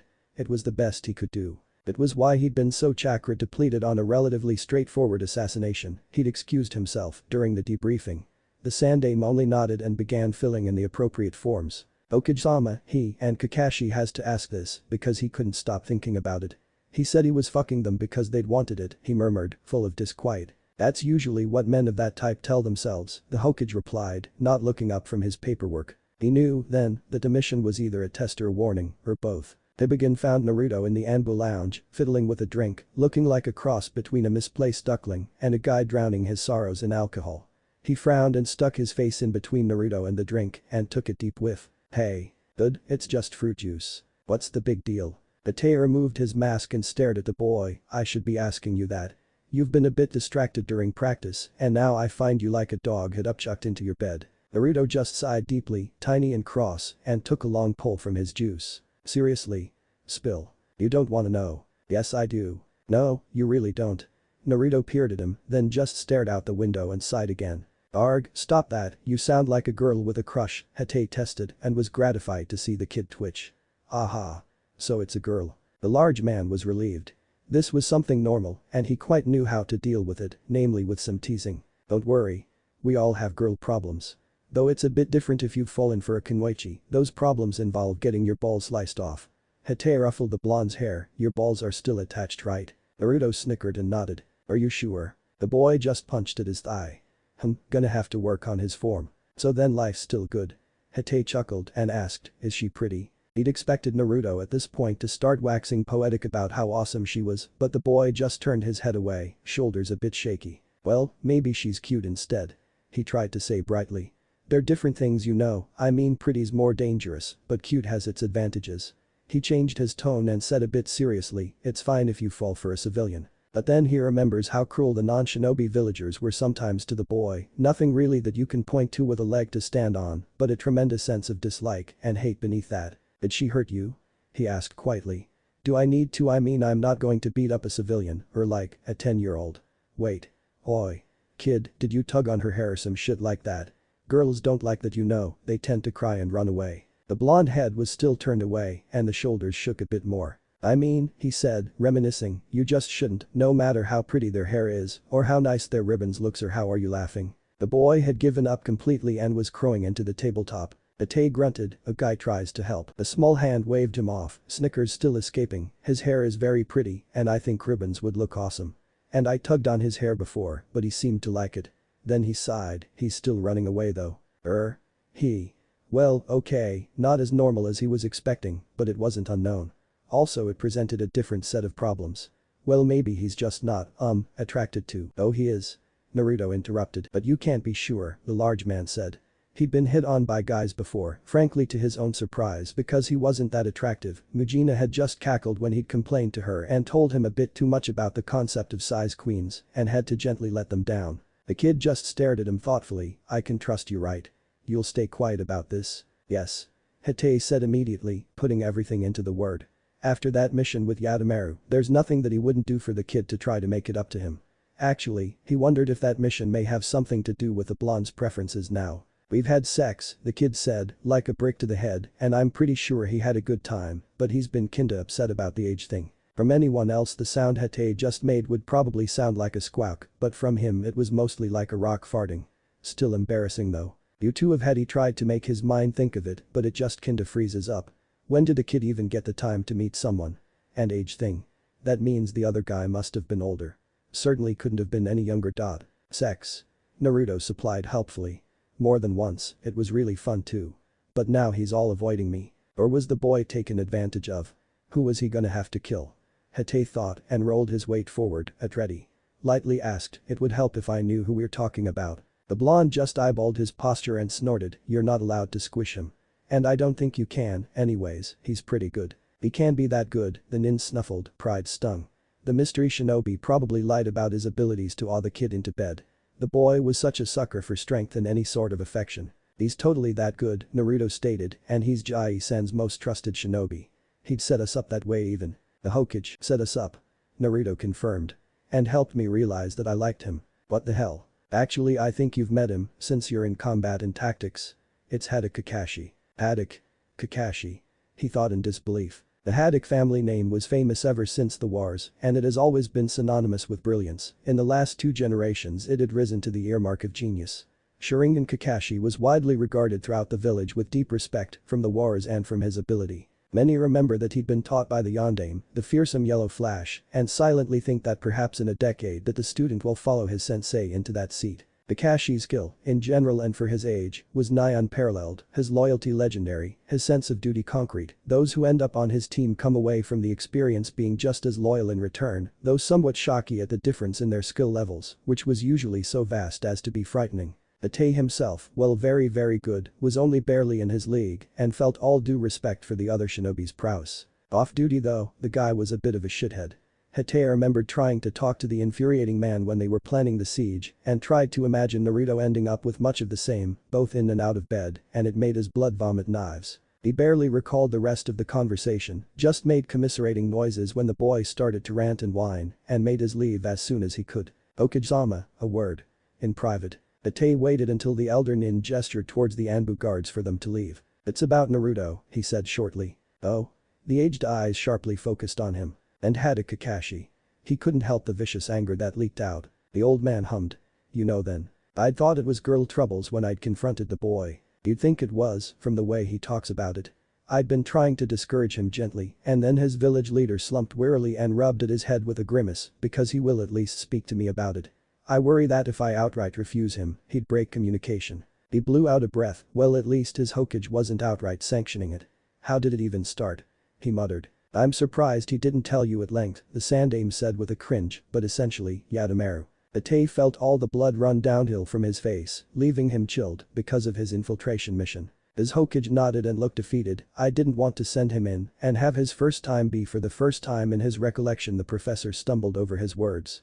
Hite didn't blame him, he felt shaky himself and still sick to his stomach at having helped come up with the plan to send the boy into Yadamaru's bed.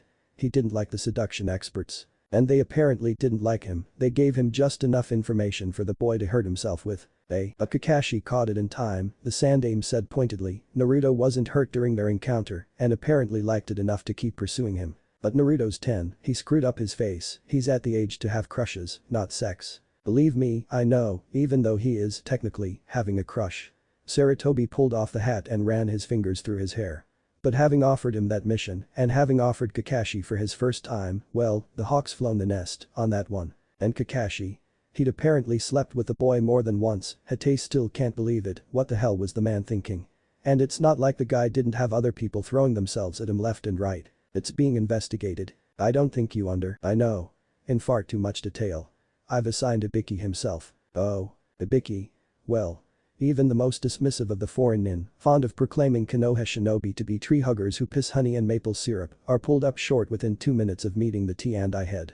What's fully remarkable was that the man can make you feel skinned without laying a finger on a blade, and he does this without even a bloodline to his name. The prior head, Yamanaka, had relinquished his role with good grace and a great deal of laughter, proclaiming that Ibiki may not literally have his clan's mind-walking abilities, but it certainly seemed like it, or even a better version, since it wasn't a jutsu. The Yamanaka had always made shinobi nervous, but at least their hands could be watched.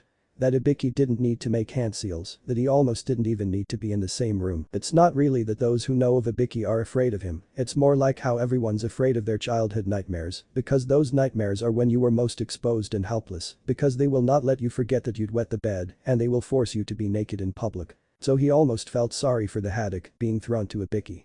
But then Hatay remembered the kid moping and decided that he wasn't gonna bother. Do you have any idea how hard it is to track you down? Kakashi made sure not to start. He turned towards the doorway and stared at Naruto unamused. What are you doing here? But the blonde was totally ignoring him and was taking in his studio apartment. Huh? What? My apartment's bigger than yours. Mine is cleaner, Kakashi snapped back. He really didn't want the kid in here, this room with not much else but his porn and his bed. That's cause there's nothing in it. There's a mini fridge. He was trying to crowd him out the door, but Naruto refused to budge, so they just ended up far too close. Why are you being so? Naruto broke off. You're trying to distract me. To discourage me. From you. I don't want you, he said, slouching and looking perfectly bored, his voice completely steady and even a bit flippant, caustic. Naruto yanked Kakashi's hands from his pockets and stared into his eye, and his heart stops. He tries not to breath too hard at the touch, tries not to either lean in or pull to the blonde closer. He tries not to think about it. Liar, Naruto tells him. But that's nothing new. He measures the boy with his eyes and decides to inform him. I know. Then why won't you go out with me? For one, I don't really go out. Kakashi reminds himself, and you're too young to really want to go out with me. I am not. R2, he sings songs back, allure. The man and the boy stops at his pointed look. There's a heavy pause. You should get to school, he said mildly, pulling his hands away, voice dismissive, your classes are about to start. Arg. Naruto screamed in frustration and then stomped out. He told himself his fingers were cold because he was still indoors, he should maybe go out and get some breakfast. Perhaps with some miso soup. It was a sunny early afternoon and the sky blue and full of puffy clouds when Ibiki appeared next to him and said, walk with me. Kakashi had been strolling along and reading and enjoying the fresh air. It had suddenly felt like he breathed water down the wrong pipe. He curled up his eye in what he couldn't prevent as being a slightly strained smile and did as he was ordered. He knew it was an order. While Ibiki was sometimes seen around the village, he tended to keep away from shinobi who knew what he did. These shinobi were collectively very glad at the courtesy. Ibiki was clearly not feeling very courteous right now and Kakashi's balls tried to cower back into himself. More so when he realized the direction that they were heading. Kakashi had clearly marked out several places in the village in his head as areas he should not go and they were making a beeline towards one, inasmuch as one could make a beeline while walking instead of roof-hopping. He wasn't sure if he was glad that they weren't going by faster means because this gave Ibiki more time to study him. He wondered in an odd sort of way if it'd be easier to simply hand the man his liver and be done with it, and that was when he knew that the interrogation specialist was good. Kakashi didn't know what to do with the knowledge, if he should try to shield himself more and if that would be more incriminating. And then he remembered what he keeps wanting to do with Naruto and played with the thought that it might actually be best to let himself be castrated. Then he winced and already started missing his orgasms. Kakashi-san, Ibiki broke in abruptly, do I make you nervous? It was clearly a trick question. He blinked at the T&I head slowly in disbelief, almost nearly stopped walking, and then wondered what that said of him, and if it said what he thought it did, and if he knew himself as well as he thinks he does. He was kind of giving himself a headache. Kakashi was still trying to figure the tall man out when he noted they'd already arrived. His hand, holding open his porn, twitched, wavered a bit, then put his book away. He watched the clouds, they were shaped like whip-topping and almost blindingly white. There was the sound of the creak of chains and of high-pitched shrieks. He thought that the torture and interrogation head was very evil to bring him to here. He didn't want to look. Kakashi-san. Ibiki said firmly, and it was an order, and Kakashi dropped his eye to his. The copy nin felt like his mind was flayed open underneath the gaze that he met. It was an experience he'd only had prior to obtaining the Sharingan, but he was pretty sure the other man wasn't using a Jinjutsu. The torture specialist flicked his eyes to the side meaningfully, and Kakashi followed them, if only to escape being pinioned by that gaze again. And he saw the playground. He'd been avoiding them, didn't want to know how he'd be if he went to one and saw. And he saw the children and. It was bad enough with Naruto, he didn't want to want, and they were only children. A little girl was crying over a scraped knee. Another girl was staring at a group and looking like she wanted to join in, and they were pointedly ignoring her. The boys on the swings were competing to see who could swing the highest and egging each other on to jump off at the top, none of them did. Two were bullying a third who was near tears, and most of the brats were edging away from the scene. They were all he tried to imagine Naruto crying over a scraped knee, and couldn't. He imagined Naruto looking like an uncertain waif who was never asked to join, but then could only see the blonde growing himself larger and louder despite being ignored.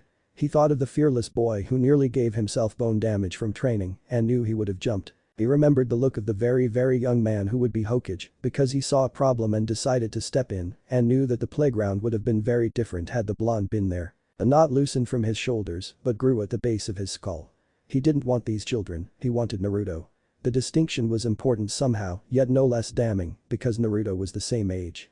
Kakashi darted his eye at Ibiki, who was staring at him thoughtfully. "I'll give my recommendation to the Hokage," Ibiki said, at length. "Ah." Kakashi paused. "And it would be. The Hokage will call you in." The torture specialist turned and walked away, and he let him go because Kakashi didn't particularly feel up to questioning him further. Nor capable enough. The day was singularly gorgeous and cheerful, and the silver-haired man took a deep breath of that crisp autumn air. He decided to go back to his apartment and jerk off while he still can. "Hey, is it me or does Kakashi look hunted?" I agrees but does not say so. He wags a finger in the Chunin's face and told him how unbecoming of springtime he was for gossiping, then recommended a light training program to improve one's focus. They'd hurriedly returned back to guard duty. There are no apparent enemies about, but one never knows, and to make his eternal rival so wary and so intent on appearing unwary, the silver-haired man must be concerned indeed. He doesn't move like he's worried for his team however, he moves like he's being personally targeted and is attempting to draw fire. I mentally frowns. It's not right that the copy nin almost always chooses to sacrifice himself as a first resort. Kakashi plopped himself into bed and moved his clothes apart just enough to reach in and palm his cock. He'd regret how fast this was going to be, but he wasn't sure how long Ibiki will take to give his report. He tried to think of his favorite jerk-off material, bosomy chests and built bodies, and they were not enough. Then he catches a scent in the air, faint, warmth and raiment and sunshine and boy, left over from when Naruto was in his apartment earlier that day, and he feels himself twitch as he remembers the tight welcome of that body, the sounds of pleasure, a demanding pleading look in blue eyes, and he pounds his head against his pillow. May as well, he thinks, since it shouldn't be a problem in the future, and lets himself finally remember and desire. He hadn't really, for a couple months now, to let himself think about it. He wonders, daydreaming, pulling himself out and stroking, what if Naruto's in his apartment right now? With the boy's Kakuramino he would never know. The blonde would be watching perhaps and, knowing him, would climb in, and Kakashi would find a hand on his cock and then end up down that impossible throat again, and it'll make him lose all his words. Maybe he might ask Kakashi to fuck him, to take him on Kakashi's bed. He would finger the blonde slowly open and make him come twice from that alone, and then a third time, pounding Naruto's scent and screams of pleasure into his sheets until he could never wash them out. Maybe the boy might just crawl in close and only watch, and Kakashi arches a little at that, overlaying the longing expression he'd seen on that face and imaging those blue eyes staring at him and touching himself too. "Please," the blonde might say. "Naruto," Kakashi replies, and means, "anything you want." And the full scope of what that shameless beautiful creature might demand of him, laughing with him, begging at him, quivering around him, flashes through his mind and he comes with it, with the last image of Naruto, looking at him, wrecked with pleasure, and mouthing, "Kakashi," around his moans, pushing himself onto his cock as if to get just a little more. But the room was empty. Nothing moved as Kakashi's breathing slowed, except maybe his curtains from the light breeze. There was nothing surprising in his room and Kakashi shouldn't have felt so disappointed. A messenger bird tapped on his window. Naruto could smack himself for getting so sidetracked. Earlier that day he'd gone to Kakashi's apartment to thank the man for the gift he'd found on his kitchen table. The box had been dark blue and nondescript, kinda suspicious, except for the pale blue bow stuck awkwardly on top, one of those cheap plastic ribbons shaped into a flower with a peel-off-able sticky spot. And the box seemed to be safe, except Naruto wasn't sure who would have given him the present, and that made him wary. He'd brought it along with him to the training grounds where he'd met Ikaryu and Hibigen at dawn. Hibigen had a mission and Ikaryu had meetings, so it was the only time they could get together, cause his senseis didn't want to not wish him a happy birthday and hand him their presents personally. He'd gotten the weights that he'd been planning to buy for himself and a detailed manual on chakra control tips, which were both awesome, and then he'd handed over the mysterious package to be checked over. And it was fine, so Naruto peeled into it to find a kunai, and at first he was weirded out cause it's not like he could throw them all that good yet, and he thought that kunai came in sets, but then heard Hibigen suck in a breath like a gale of wind. He felt Ikaryu place a hand on his shoulder and lean close. "Is that?" the large man started. "Yes," Ikaryu whispered, but then the guy always whispered. This time seemed especially quiet though. "Huh?" Naruto asked. "There aren't many of those left hanging around." Something strange flickered through Hibigen's eyes then. "No. Hey, what's up?" "Naruto," Ikaryu sighed and tapped the seals on the handle. "This is one of your the Yellow Flash's special kunai." He froze and stared down at something his father had once touched. Had once created the seals on. Hibigen was right, there weren't many of these left in one piece. Most were broken by Iwa whenever they found one, and the pieces themselves fetched a high price in the collector's markets. It was so stupid a price that you can make more money breaking an intact one and sell off the parts than to sell the kunai itself. Jai-sen had told him once that he'd wished he had one to give to him. "This must have been Kakashi's," Naruto said, wonderingly. "I wouldn't have thought he'd given it to you," Hibigen snorted in disbelief, eyes all calculating. "And why would Hada Kakashi have given it to you?" Ikaryu asked, voice louder with his bewilderment. "How could he have known you?" "Where? He would have, and he did know, and I don't know why," Naruto interrupted, throat tight, fingers tracing the seals. "Well, I know why him, I just don't know why I have to go thank him." Naruto. Ikaryu was interrupted by Hibigen's hand. "You know where he lives?" the large man asked harshly. "I finally figured it out yesterday, it's stupid how well that information's hidden," Naruto muttered disgustedly. "They probably did that for a reason, Naruto." Ikaryu tried to point out and eyed his other sensei, whose face was doing weird things. He hadn't had time to figure it out though and, knowing Kakashi, he might slip out early. He'd quickly said his goodbyes, stashed the tri-pronged kunai securely into a bolt hole in his bedroom and met Kakashi at his apartment.